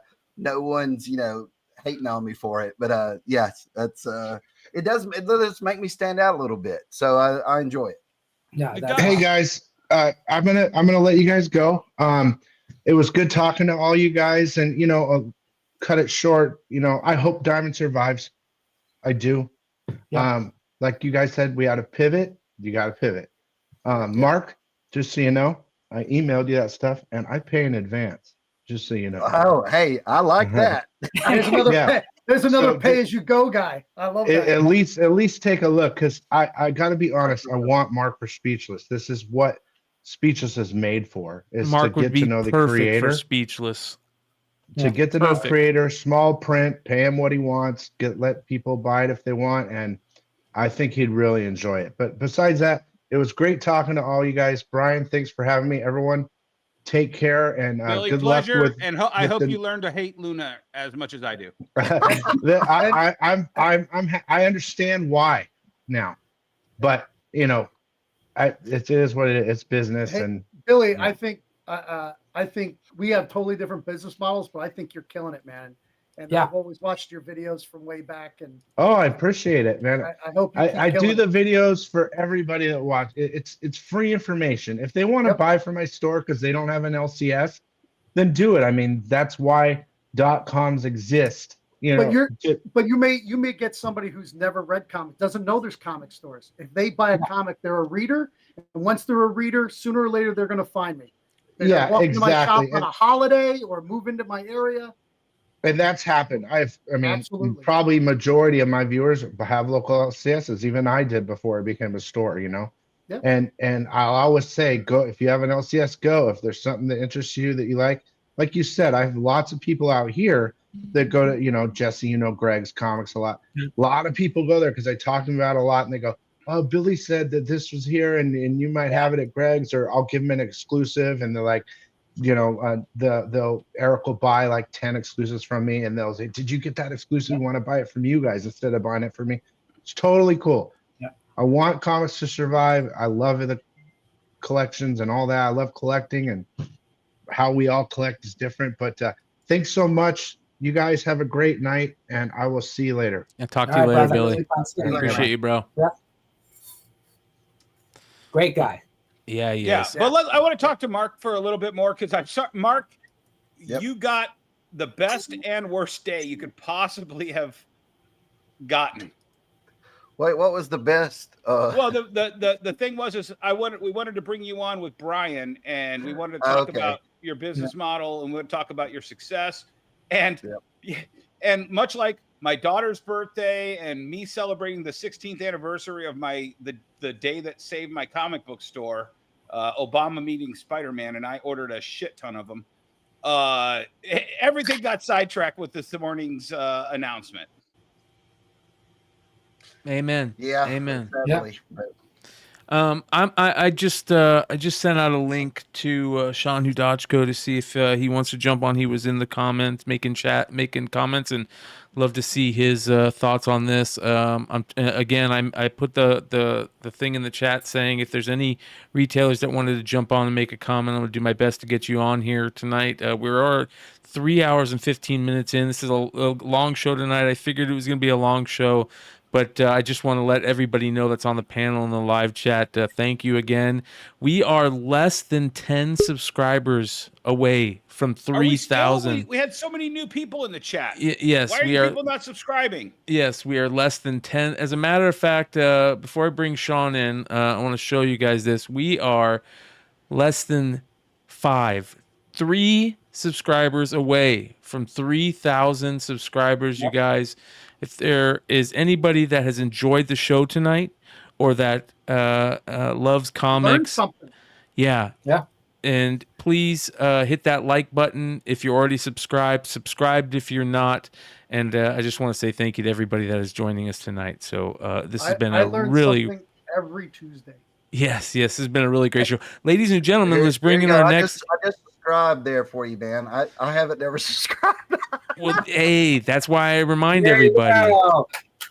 Yeah, that's why I remind everybody. I'm going to bring in our next guest, ladies and gentlemen, Shawn Hudachko from Comics Elite. Shawn, how you doing, brother? Yo, good, man. I was getting ready to go to sleep, and then I happened to check out your stream, and I was like, man, this is a good one tonight. So what are your thoughts on this whole thing, man? I would love to, you know, that's why we do this show. I really think that you retailers are the bread and butter of our industry, obviously, and this is a big one. Yeah, it's a big one, man. I feel like it's been coming for a long time. I mean, no one should be really surprised by this. You know, it's when I first started about just a few years ago, like 6, 7, I don't know, 8 years ago now, you know, when you open your Diamond account, you feel like you won the lottery and you're like, I made it, I got a Diamond account. Like, it's such a big thing, right? You're like, oh my God, this is crazy, you know. And then I started placing orders, and I was still under like COD terms. So my orders were huge. I mean, $7,000 to $12,000 a week, right, for a new store, because we're doing these Facebook Live shows and we're doing retailer exclusives. I'm running around to 4 different places, Walmart's, the post office, trying to get money orders and CODs. I actually threw up a flag with the IRS. I had a sheriff visit my office because they thought I was laundering money. I begged them for different terms. I begged them for terms. Can I get net 7 at least? Like, that means you pay 7 days after your shipment comes in, right? And then you learn all these tricks. The UPS guy's like, well, I can drop off all these boxes except for the one with the tag on it. So then you get been there, done that. I got 50 cases of comics except for the one that I need, and they got 3 delivery attempts until they got to return it. So, you know, you got 3 days to get that money together, and I'm begging.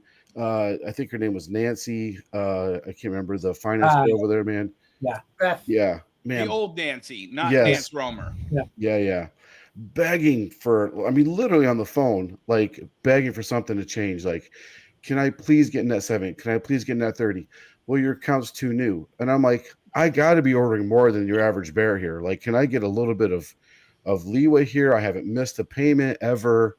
It took me over a year to get terms with them, to get net 7, and then net 14, then net 30. And then I had Marvel exclusives cancel right from underneath me because all of a sudden they're like, hey, we have to approve this today. And by the way, we need half payment up front. Yep.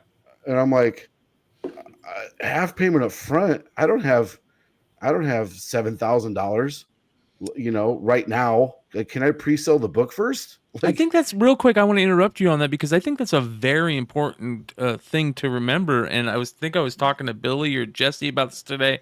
The fact that, you know, a lot of people don't realize that when you're a retailer, LCS, you're paying paying based on what you're gonna make. You're always taking out of, you know, you have to make sure, in advance, because you're always working on that next, you know, what you can sell, because, you know, you've got a big, you're bringing in money, but you're always got to buy that next product, and you know, that's a big chunk of change. It's a constant cycle. You're always it's a cash flow business. You're one step away from robbing Peter to pay Paul. Like, every time you're one step away from that cycle, you know. And then, you know, everyone deals with the same thing. Then I started the website. I have massive orders. I'm ordering 300 to 500 copies of a hot issue, and then you're missing an entire cover. And you're like, well, I'm missing cover B of this. It happens to be the hottest cover that everybody wants. And it's like, oh, we don't know if we have any. What do you mean you don't know if you have any? Like, they're available for reorder. What do you mean you don't know if you have any? You know what's John just funds. they're It's the accusing me Spanish cover. of they accuse me of keeping the books and selling them, flipping them for higher amount and giving refunds on the website. The damage return was ridiculous. And then, like we already talked about a little bit, turns out later on they're overcharging for shipping. You can't get a manifest of what's in each box. So they're literally that's like stealing from us. Yeah. We don't have a choice. And you're charging us for shipping. And finally, at the one Comics Pro meeting, they admitted it. Like Jesse said, we found a way to give you a discount. It's almost, I wanted to stand up and be like, F you guys, man. Right. Like, just let me pay what we're shipping for. I had one, there was this oversized book in 2010, and it fit in a Diamond large box by itself. It had to go in a Diamond large. I ordered 15 of these. I received 15 boxes with one of those in each box at a tune of $25 per box. What a waste. And it took them a month to credit me for that misship. It's crazy. Well, here's the funny part. I did Ice Cream #1 exclusive. Ice Cream Man #1 exclusive. Hot book, right? They lost my books. Never got my books. But I paid for them, and they gave me credit on my next bill. Star Wars, my exclusive on Star Wars, which was an eBay exclusive, we did 3,000. They lost 1,000 copies. Never found those 1,000 copies. And so it's those things like that Shawn is talking about that makes you hesitate. And you can't hesitate in the comic book world. Yeah. So, and then when, I disagree with Brian's post, Brian Hibbs, the other Brian, almost completely, because like he's like, okay, he's like blaming DC when it's like, okay, Dennis was right. That was the first domino to fall, right? It totally was the first. I don't know who said that. One of you guys said it was the first domino was DC for sure. They were the first domino, right? And for what it is, whatever reason it may be, it started showing the chinks in the armor. Next thing you know, they're not the only game in town. And as much as there's so many haters on Lunar out there, I've had nothing but good experiences with Lunar, especially compared to Diamond. The shipments arrived on time. The books were not damaged. I would get response. And then when I got into publishing, the service they gave me was incredible for the patience they had with me, for getting books into their online catalog, for getting books on FOC, the communication with when books would arrive and if books were damaged. I never had a single complaint from a retailer about them not getting their books from any of the Merc titles that were published. We didn't just publish we published thousands of individual issues, but we published 6, 12, 18, 22 different issues, and including LCS Day books and all the other stuff. It was fantastic working with those guys. Fantastic working with them. And even recently, you guys made a comment about them charging for keeping stuff. I had 3 pallets of books at Lunar for over 2 years. They finally called me and were like, hey, you want to come pick these up? Yeah. Because we live 2 hours away. I was like, I'll send my van to go get them. And we literally went down there and picked them up and got them. Didn't charge me a dime. Like, can you please get these out of here? Like, sure, man, no problem. So I think they've done phenomenal. They're the opposite of what, in my experience, I know people have their complaints and no one's experience are equal, but they were the opposite of what Diamond gave me for customer service, and then there's all the little things. You go in there, oh man, they got a cool new statue out. Let me go see how much it is. And it's produced by, Diamond Toys or whatever it's going to be or whatever that is. And I'm looking at it and I'm going, okay, so they want, let's say $50 for this and the 50% discount is 25. 25 should be retail. So they're like gouging us on these prices for things. I'm like, I can't. Then you got to wait for a sale and you get them for $37 or whatever it's going to be. You're going, you guys are overcharging us for all of these things. Like it's ridiculous. So every step of the way, it's almost like, screw you for that, screw you for that, screw you for that, screw you for that. Next, it's just like, you know what? Just screw you completely. So I'm not one of these people that are like pulling for them to get out of it. Like, and they've had plenty of chances to get in front of retailers and get in front of the industry and do the right thing, right? But they're unwillingness. Arrogance is literally Diamond's downfall in the end. That and people at the high level below the ownership that cared more about who they were going to be friends with than making the customer, us, happy. Hey, congrats on 3K, Brian. I want to say that, yeah, ladies and gentlemen, yeah, thank you so much. We did it, you guys. 3,000 subs. Yeah, this is awesome, and I can't thank you guys enough. Everybody out there, there it is, 3,000. On to the next, and 2025 is going to be it's going to be good for us here. That's for sure. So. Yeah, I want to make a comment about the person that I'm not going to mention their name on, but to say 2025 is going to be a bad year, this is freaking January 15th. You know what? If you're having a bad year and it's the 15th of January, you're in the wrong freaking business. You know who's going to have a bad year is Neil Gaiman. Yeah. Just saying. Let me ask you guys another thing. Do you guys see let me ask what you guys think about Dynamite. And I don't want to necessarily talk for Nick, but Nick is like the last guy there. Of the bigger, the publishers. last big guy there. The last big guy there. Which is a very interesting thing, and he's come on this channel multiple times, backing them. He was just on here Saturday night. He's talked about his respect for Diamond and this and that, and he's the last guy there, and that's a very interesting thing. And he did say to us, will the service he'll get. Yes, that's what I'm getting at. Like, that's a weird thing to be in. What are your guys' thoughts on that without putting words in his mouth? Who wants to go first on this? Well, I want to say that. Well, Jesse already said that they said that they're going to be back, but no comics. Yeah, but maybe Dynamite stays there with not only Dynamite but. The whole DE and dynamic forces, forces and everything, because they could pivot into collectibles. Yes. Nobody knows for sure. You can't read the guy's mind, and we all know Nick. He's a fantastic person and great businessman. If I had to guess, there'd be two reasons. One is maybe there's some old school loyalty there. Like some old school friendships, some old school bonds where you just don't, Nick's an old school guy too, man. And you're loyal to people, and hey, if it ain't broke, don't fix it. I'm sure he's making the same amount of money as he would with another publisher. So, to him, it's, why shake the boat if he doesn't have to? And then the next part of that is like, we all operate on as minimal staff as we can. There's not a lot of buffer out there to have extra employees just floating around.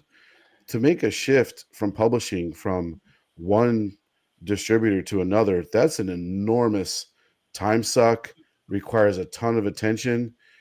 He'd probably have to hire a team possibly of 2 people to make that transition.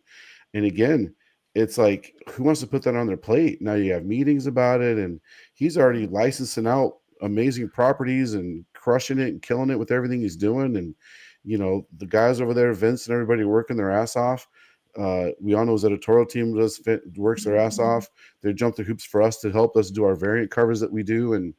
And I think it's one of those 2 reasons here. The number one, who wants to go through all that work if you don't have to? And number 2 is probably the old school loyalties there. Again, I don't know it all, but that's if I had to throw a dart at a board.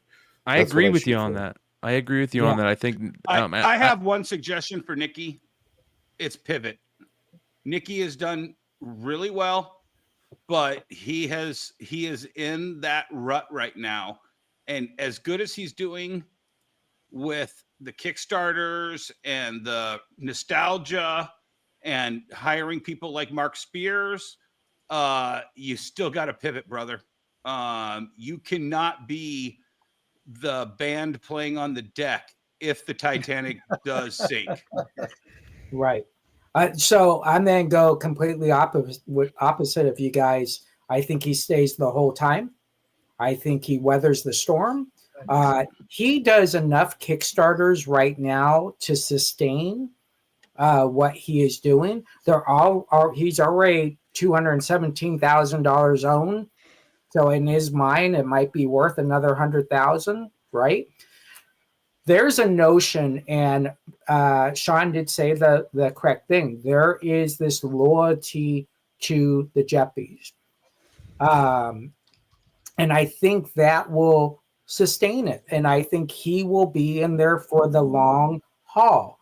Now, I'm telling you, when someone goes bankruptcy and you're someone on the other side, you're also getting more information than what we are getting.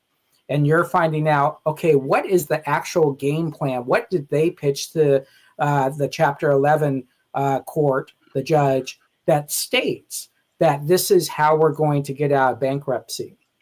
And maybe that's something that he's privy to, and maybe he's excited about what will happen on the flip side.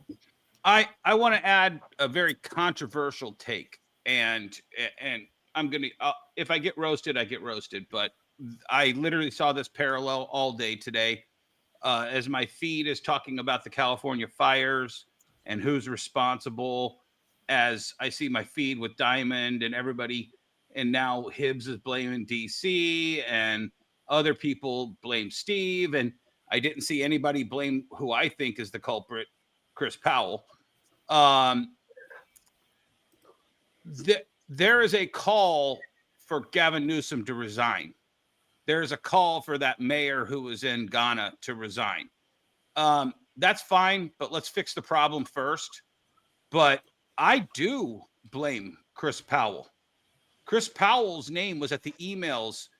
Sorry, retailers, we thought we could do this, but we didn't. Sorry, retailers, we're still working to get back on track. And 6 days later, hey, everybody, just thought I'd let you know we're filing for bankruptcy. Nobody is calling out that management team at Diamond. They're not by name. But that could be in the restructuring as well, that they do have to make certain moves. So I would say give this a couple days and get all the information. But traditionally, when you see BK11, there is restructuring of the management staff. Almost immediately, every single time. I can't think of a time that I saw a company that did not make changes. It might not be at the very top, but they'll go for those middle folks, and he's right at that stage there. But one thing I want to ask Shawn that I never had a chance to ask, even though we talk a lot. When you first started doing Facebook Live, were they giving you a hard time about that? Were they calling you about that? I got a call for sure. And it was not a specific call. They were asking me a lot of questions about, hey, what do you do? How do you do this? You know, and I was like, I get the books. As soon as I get the books, you know, if I get them Monday, I'm opening them up, and we're doing New Comic Tuesday. We've called it New Comic Tuesday now for 8 years, whatever it's been. And they're like, well, comics aren't supposed to be sold till Wednesday. And I was like, I don't sell any until Wednesday. Like, just because someone buys it on a live stream, I had to explain to them how it works. Like, they don't get their shit till Saturday or Sunday, or, you know, Saturday or Monday by the time we ship it, process it, pay for it, et cetera, et cetera.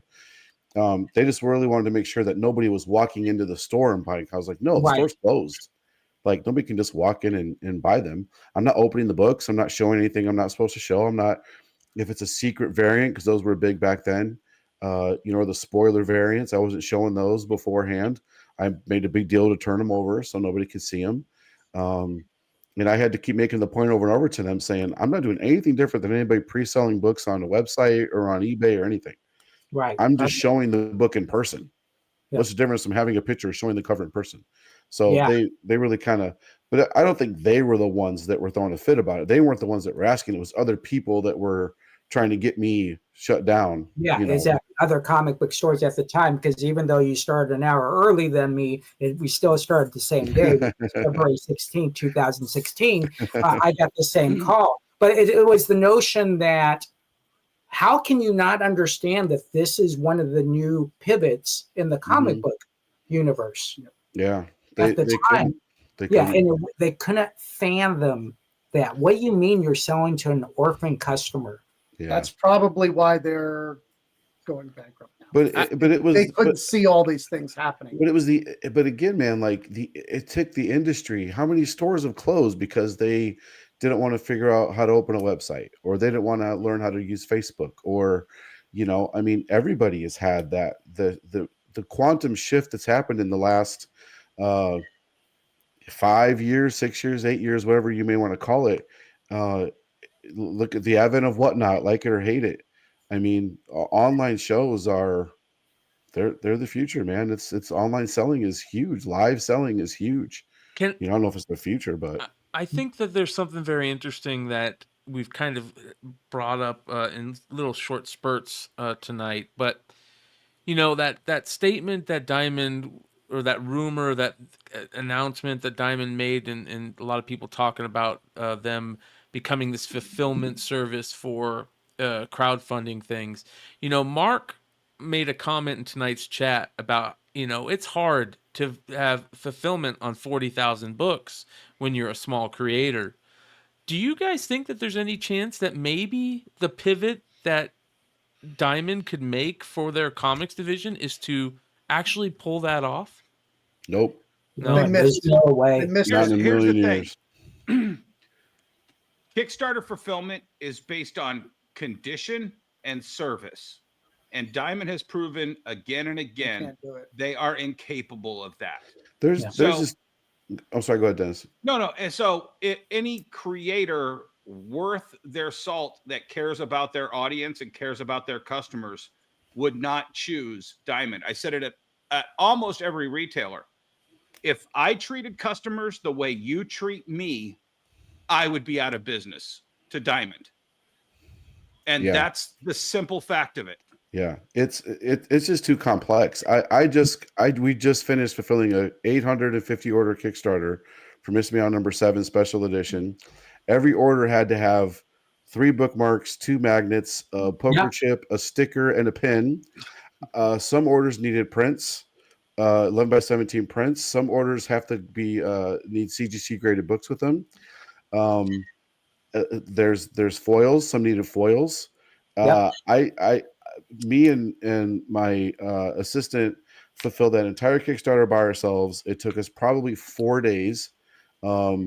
Of just 4 days. Well, we've done a lot of them, so we kind of got a system down. Sure. Shawn, you want to fulfill mine for me?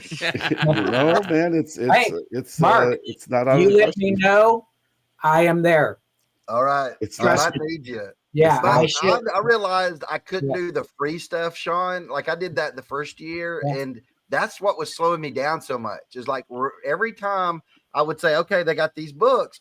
Hold on, they have to have a sticker. They have to have a trading card, and it was based on reward amount. So you would have to go wait, and I would have to look at the sheet. Okay, they get this little 6x9 print. This last time I didn't even do it. I just said nope, ain't gonna do it. So be faster. I mean, we've done it for a couple of people. We can even print the comics for you. We got our own printer here too. So but anyway, I feel you on the trinkets. People love them, but they're a huge pain in the ass. Yeah. But that's the upsells for the tiers, right? Yeah, exactly. When you're getting like that, my kick on the Kickstarters, right? And I get it, and it's a new part of the business. I don't have any part in it. That's not my problem. My problem is that, and people are paying $30 and $40 for a comic. Yeah, it comes with a print, or it comes with a sticker. It comes all that upsell. Well, I don't mind. People say $4.99 is too much for a comic. Then they go to Kickstarter and pay some up to $120. Mm-hmm. I'd listed mine with no upsell. I didn't do any stickers or anything. And there was the cheapest you could get my books. You had to buy 2. I didn't even have anything lower than 50. So $50 got you 2 books. That's $25 each. Which I thought that was way too high. But they did it. Then we even had It's a sweet spot. $100 book but only 100 were made. Right. That was the key. If you keep it, if I kept it like 100 print run, they'll spend the higher amount. Yeah. And you know what'll happen? It only had 600 and something backers. That stuff will be on eBay right when I start sending it out, and then they'll 100%. try to make $400 off of it. And good on those people. Bet half my audience were flippers. Half Yep. of them. Yep. Oh yeah, by far. Huge. The one thing with the question is there's a big responsibility when we ship Sakai stuff, and sometimes we're shipping 700 to 1,000 original prints. Him signing everything is Dave would pack, and then I'd walk through every single box to make sure, okay, is this correct? Because you have this huge responsibility for the person you're representing. So shipping is, I always say, there's no sell sold until the person gets their shipment. Yeah, because you can hurt their brand in a major By way. far. Yeah. And so I don't think too many people are then go to Diamond to do that. Yeah, Diamond just I can't. was They worried can't handle it. When I would get my books in, and there were like on my Chrome, this last Kickstarter I did a year ago for Monsters. And if the Chrome had just, a fraction of a dot that was like where it was a scratch or something, I said, no, this person paid $60 for that book. There's no way I'm going to send it to them like that.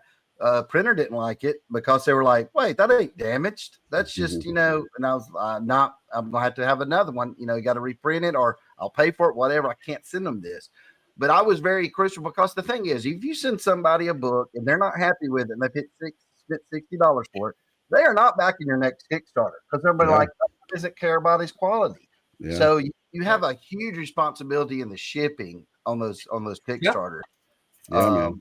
And luckily, Gemini mailers do great if you do them the correct way with the boards and all that. And but I didn't really have a problem. I had one guy show me. He goes, "Man, this thing's all messed up." He got like 4 books, and I said, "Well, take some pictures." Took some pictures. I showed them to Gemini, and I said, "Is this even possible?" They said, "Nope."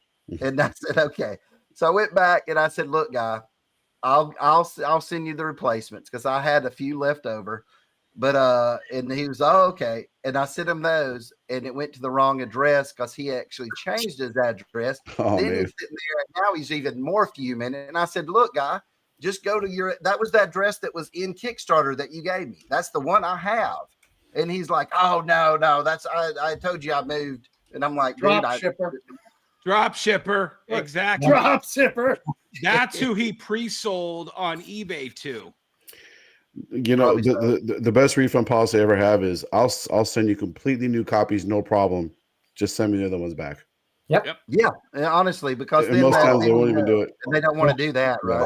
Oh, I had a guy the guy got a because CDC, I offer that, and I hate that I do that, but I do it, and because it is a more of a major problem because you got to send them off and get them graded and all that. I don't guarantee the grades though. The guy got a bride in the first monster thing, and it was overseas, so it took him longer to get there and everything. And he wrote me when this last Kickstarter was going on, and says, "I see that you have a bride 99 for $1,000. Why is that not mine?" And I said, "Well, for one, that's the Kinspot edition, right? That's not from the Kickstarter. That's the Kinspot version of it."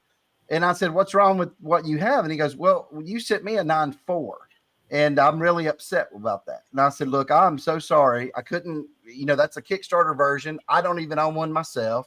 I said, I feel bad about that. I'll tell you what, I'll pay you exactly what you paid for it. And I'll pay for shipping back to me." Good on you. "Oh, no. I'm fine with it." Yeah. Because that book is probably worth thousands. 1,000. It sold for $900 and something the other day, Mark. Right. So I mean, that's you're going to have a few people like that, but overall, it's awesome. But people. can I say something real quick that was really important about that? And that's something that I've heard from all of these people on this panel now, that whenever something like that happens with a customer, your response is, "Hey, let me figure out how to fix this in the best way I can." And even though it might sound silly and this or you're a little angry about the cheesiness of it, you're doing whatever you can to keep that customer service up, because Yeah. that customer could jump on a Always right. show like this, could Yes. jump on a forum. That's a very important thing that good retailers and know that there's also a lifespan of a customer, right? They might keep coming back to Shawn for 10 more years, right? So that value of that customer is worth way more than that one sale. Exactly. So that's what you do it for. Yeah. I have one of the hardest jobs in the industry. I have 95,000. I'm looking at right now, 95,049 feedback. I've never had a negative. I have one neutral. But the notion is one negative will ruin that, because what they won't see the 95,000, they'll see that one negative. And most people, I'm going to say most, 90% are easy fixes. Yep. And then you just got to pivot and figure out how to figure out that last. The problem, Jesse, is the one scammer that you literally don't bend over and lube up for will torpedo you, whether you like it or not. Right. Cost of doing business. Eat it. Yeah, eat it. Yeah, that's that. Well, sometimes you can't eat it because it's a one of a kind. Well, you can figure it out, but my whole point is you just got to give great customer service. I will tell you, about 15 years ago, a guy said his book was damaged, and I said, go ahead and send it back and I'll replace it. It was actually a Lady Death exclusive for $100. And he had tracking, and he sent it to me. And I saw, hey, here's the tracking. It's on the way. It's going to be there tomorrow. Go ahead and ship that book. I'm like, okay, cool. Well, I waited for the book to come in, obviously, and it was a box of rocks. Right? So there are people out there. Of course, I tell the great story about the lady who actually gave me a negative, but eBay took it off, was she complained that I had colored in the Deadpool pages on every single page. Because why? Because she was a grandma who bought books in the 40s and 50s and thought everything was still black and white. So, oh my goodness. Yeah. So again, it's one of those things you got to be passionate about. I'm not telling people, oh my gosh, you can't get negative, but those negatives you do get, those are the people that you're not going to make happy no matter what. The one that got me the worst, and we took so many freaking negatives for it. And we had to change literally our entire business policy, because I was all in on John Tyler Christopher action figure variants. And as we were selling these on eBay, as well as Amazon and everything, everybody was buying them expecting an action figure. Yeah. And it was, how dare you? My son was expecting that Deadpool figure. You mean the one that doesn't exist and only exists in this comic book form? Yep. I'm sorry. It's crazy what we go through. Brian, before we get on to celebrate 3,000, I am giving away, if Natalie you can Sanders, Big Dog Inc. Yeah, this is the Detroit Fanfare thank you variant that we only made 300 of. Yep. And I'm down to a very limited supply of these, but I know how much Brian loved this one, and Yee and everybody else. This is truly a super rare variant. You can go look on eBay, but I'm giving one of these away to the viewers that are still hanging on 4 hours after this show began. Brian, you want to do the honors? Yeah, let me go ahead and set up a StreamYard giveaway. While we talk about, I want to get your guys' final thoughts on what we see in 2025 with the distribution model that we have now, and what's going to happen with distribution in comic books and the products that you guys sell, if you guys wouldn't mind. Jesse, I'll go first. Yeah. I think I've known Shawn forever, ever since he got into this business. We're from the same little town in California, which is mind-boggling, because Mountain View is a very small town, right? There's one bar, and I don't even want to tell you what kind of bar that is. But I think people like Shawn will continue to not purposely do this, but continue to lead and continue to pivot. And that will create this vortex of companies realizing you got to get off your butt and you got to figure out how to do it. And I think 2025 is a year for LCSs that want to do this the right way, just not bitch and pivot to what is available to you to be successful. People like a Mark Spears who will continue to grow their business, not just organically, but create this great brand name. And then LCSs like Emmett, Dennis, everybody else that was on the show. Our job is to get up in the morning and sell books. All the other stuff, you can tell me all the bells and whistles you want. This is the year where you have to sell books and just look straight. And don't worry about everything else that is going on right to left. And finally, I am a Jeppy guy. I am hardcore supported of the Jeppies. Diamond is a completely separate thing to me. All right.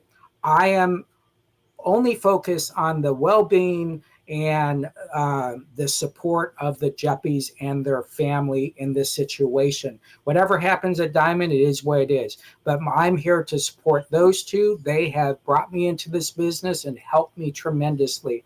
And so I think at the end of the day, if they're selling comics or they're not selling comics, they are then come out this in a very good spot. And I'm hoping they learn from it. Dennis, what is your thoughts?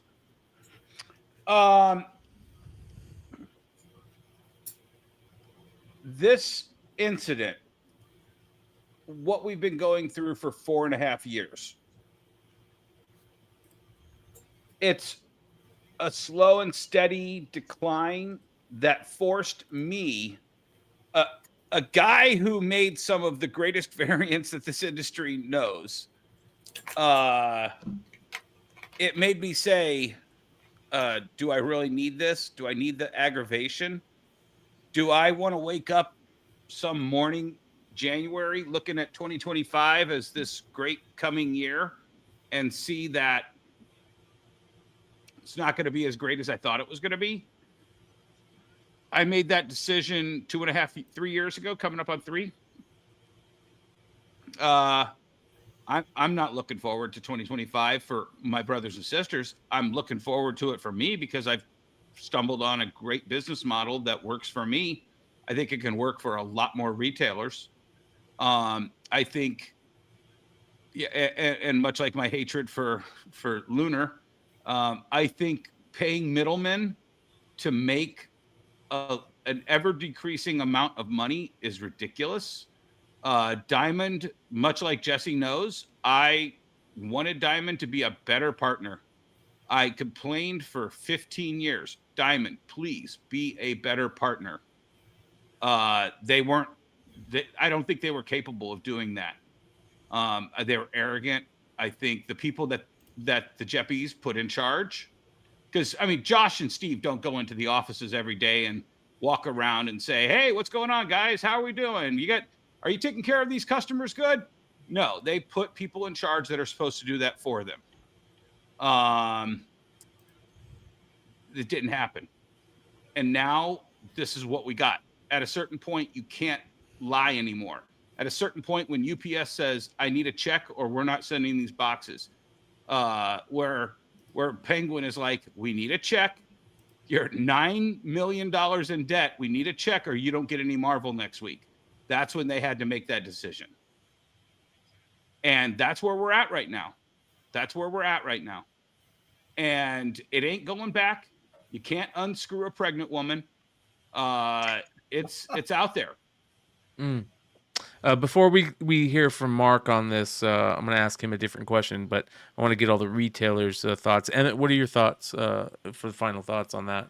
So, I mean, I buy a lot of small imprints, and I'm hoping that right now it's a little bit of saltiness of saying we're not going to do comics at all. I think they may keep a small group of comics if Dynamite stays and these smaller comics, because I don't know where else I'm going to get them. And I'm a reader-centric, independent-centric. Heck, I buy people who make their own comics in their house on their printers. So, yeah, I'm going to miss those little small comics imprints. But I've gone away from being a comic store, right? I pivoted a while ago. I had a lot of the stuff Dennis was talking about when he opened his dead media section or store. And now I have a huge dead media section in my store. I do toys. I do video. I have over 6,000 video games. Some of the most rare video games you ever seen, like worth more than most of my comics. So 2025 has already started out fantastic for me. I think it'll continue that way. I think for Diamond, we won't know until 6-8 months into the year where that's going to end up at least. I'm hoping they Emmett, make let me. it. I think we're going to know a lot faster because, like I said, when they announce, "Hey guys, sorry, we can't pay Penguin," after this week, we have no more Marvels coming. You know, we're going to find out all the people who basically said you're cut off. Yeah, but if they're working through bankruptcy, it will take a while. Yeah. But they may not be shipping books, but it'll take a while to find out what Diamond will be. Because they're going to have to come up with a plan to pay off all these debtors through some type of business. So I think it'll be a long time before we find out exactly what they're going to do. And if you think Steve will stay away from comics for life, oh no, you know, it's in his blood. If he had just kept all the books he donated to the Library of Comics, right, he could have saved Diamond. Don't remind him of that. Yeah. So that's where I'm at. Shawn, what about you, man? I'm not worried because I feel like there's two very strong distributors right now in Penguin and Lunar. Lunar's still kind of new to this, and from what I've seen, they're doing a great job. You know, they're going to have to grow a little bit and maybe invest in some infrastructure and to continue to grow and handle the influx of business they're probably going to get. But I don't think there's going to be any problems really. I don't know. All this doom and gloom, 2025 is going to be terrible. It's not. Just, you know, adapt and overcome. If people want a comic and you can find a way to buy it cheap and sell it to them for a profit, then do it. You know, I think you meant don't improvise, adapt, and overcome. Yeah. Yeah. I mean, that's what you have to do. So I'm not worried about any of this at all. If anything, I think it's very good for the industry to see, like, it's the free market speaking. I mean, good service wins, good products sell. Yes. You know, like if you have a shitty business model and you can't pivot with the industry or adapt, then you're going to be left behind. And that's exactly what's happened. So yeah, wow. We don't truly have a free market. So, well, I will say this, Shawn, what Shawn said is, I think one of the most important things that was said tonight, that, you know, good products will win out. Good service will win out in the end. It always does. That's not true. The Betamax was a much better product. I'll tell you where it's true. The true. Laserdisc was better than both of them. I'll tell you where it's true. It's true in our friend Mark Spears products, who absolutely has before shown... you go, Mark, I want to say one thing. I do 13 live shows a week personally. My business does about 30 to 40 live streams. I do 12:30 to 5 a.m. every night. I wake up at 7 to ship. I get my 2 hours sleep. I've received over 30 messages asking if I'm okay. If you create your customer base and you treat them part of your family and create a community for them, they will come. It doesn't matter what time it is, they will come. Mm-hmm. Mark, being in the position that you are as a creator, what are your thoughts on all this heading into 2025? Do you have any thoughts on this? I mean, yeah, if you asked me a week ago, I would say, man, this is going to be, you know, everything's headed to be a great year for me. This is just a little speed bump or it might be a detour. I don't really see it. I look at it as if I have to change over to something else, I would. I mean, dude, you're talking to a guy who's been doing this for, oh my gosh, what, about 2000, so about 25 years. And look how many times I had to change up and do different things. So, you know, so I hate it for other people more than myself, like, you know, other smaller publishers and creators and stuff like that. But I think like what Shawn said goes to all that. If you create a great product, you'll be able to get it out there. And you know what? If you're a very, very small publisher or something, or a creator, there is Kickstarter and stuff that's out there. If that's the level you was doing anyways, then you'd probably be better off not distributing it to comic book stores and just doing it on Kickstarter if you have an audience like that. So, but I don't know. I think it's still going to be a great year. I think whatever happens here in the future will actually be a good thing. It'll work out better than we're expecting. You know, it's a shock right now, the news and everything, but something will happen. And in a year or two, we'll look back and say, man, it's actually a good thing this happened to make way for other things or something. So yeah, that's a great I don't think point. comics are dead. I don't think independent comics are dead. I mean, you know, it's been going strong. As long as someone has a story to tell and someone else wants to hear it, there'll be comic books. Yeah. No, I agree with you, man. It's, you know, so my comic power hour, most people probably never heard of it. It's never been distributed, never been in Diamond Lunar, never anywhere.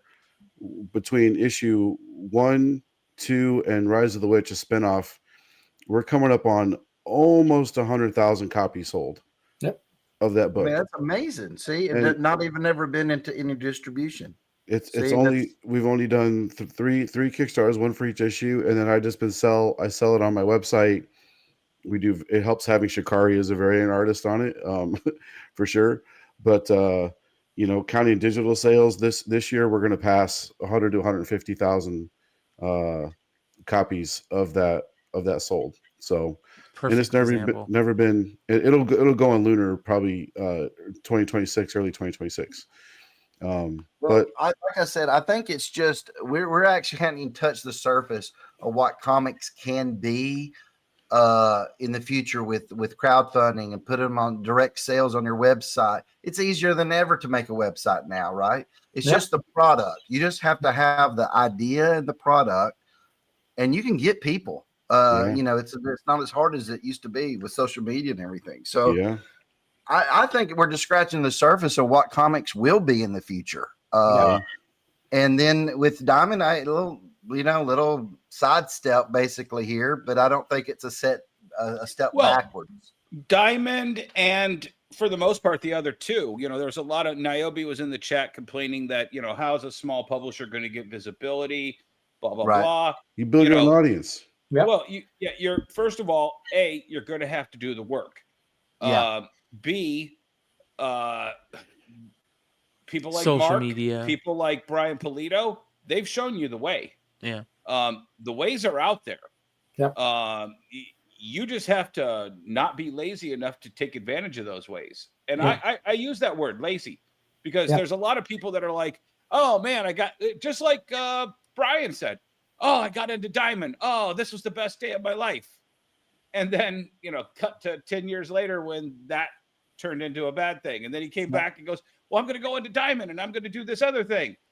And then cut to the next problem. And then it's like, well, you know what? Maybe I need to look at a different way. Yeah. And that's what you have to do in this industry. You have to pivot. I know it's a drinking game at some point, but you have to pivot. Well, here's the crazy thing. I drove 2,200 miles to my store in Arizona. You know how many stores I was able to stop at during that time? 0, because no one was open on Monday. No one was open on Tuesday on my route. You know what? I still ended up buying over 100 books on live shows during that time. I drove back 3 or not even 3 days, 1 day afterwards. Another 2,200 miles. You know how many stores I stopped at? None, because no one was open after 5 o'clock. That's wild. How many books that I buy on live stream? About another 150.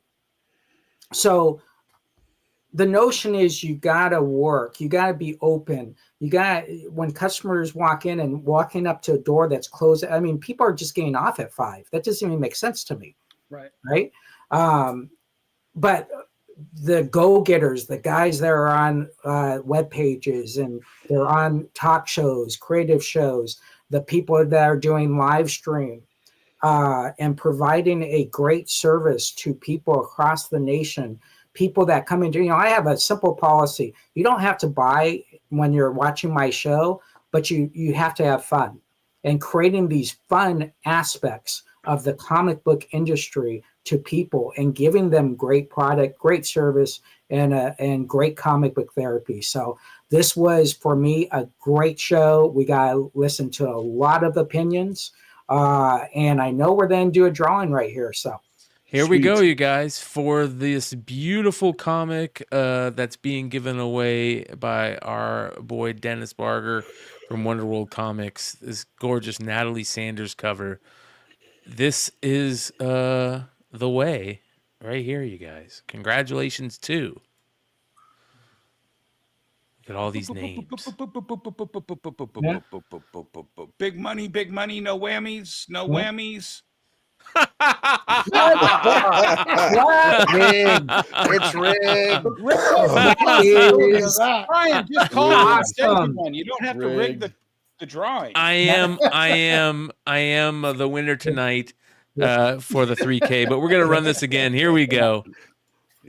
I just talked about great service, great comic therapy, and we do that. Yeah, that did feel perfect, right? 9-9. Hi, right. Nathan. Congratulations. Hi, Nathan. All right. You are the winner. Hi, Nathan. You are the winner. Look at that. As soon as he gets picked, he says, you are the winner. Nope. And hi, you're Nathan. The winner. I know we're friends on Instagram. Send me your address just so I make sure I have it.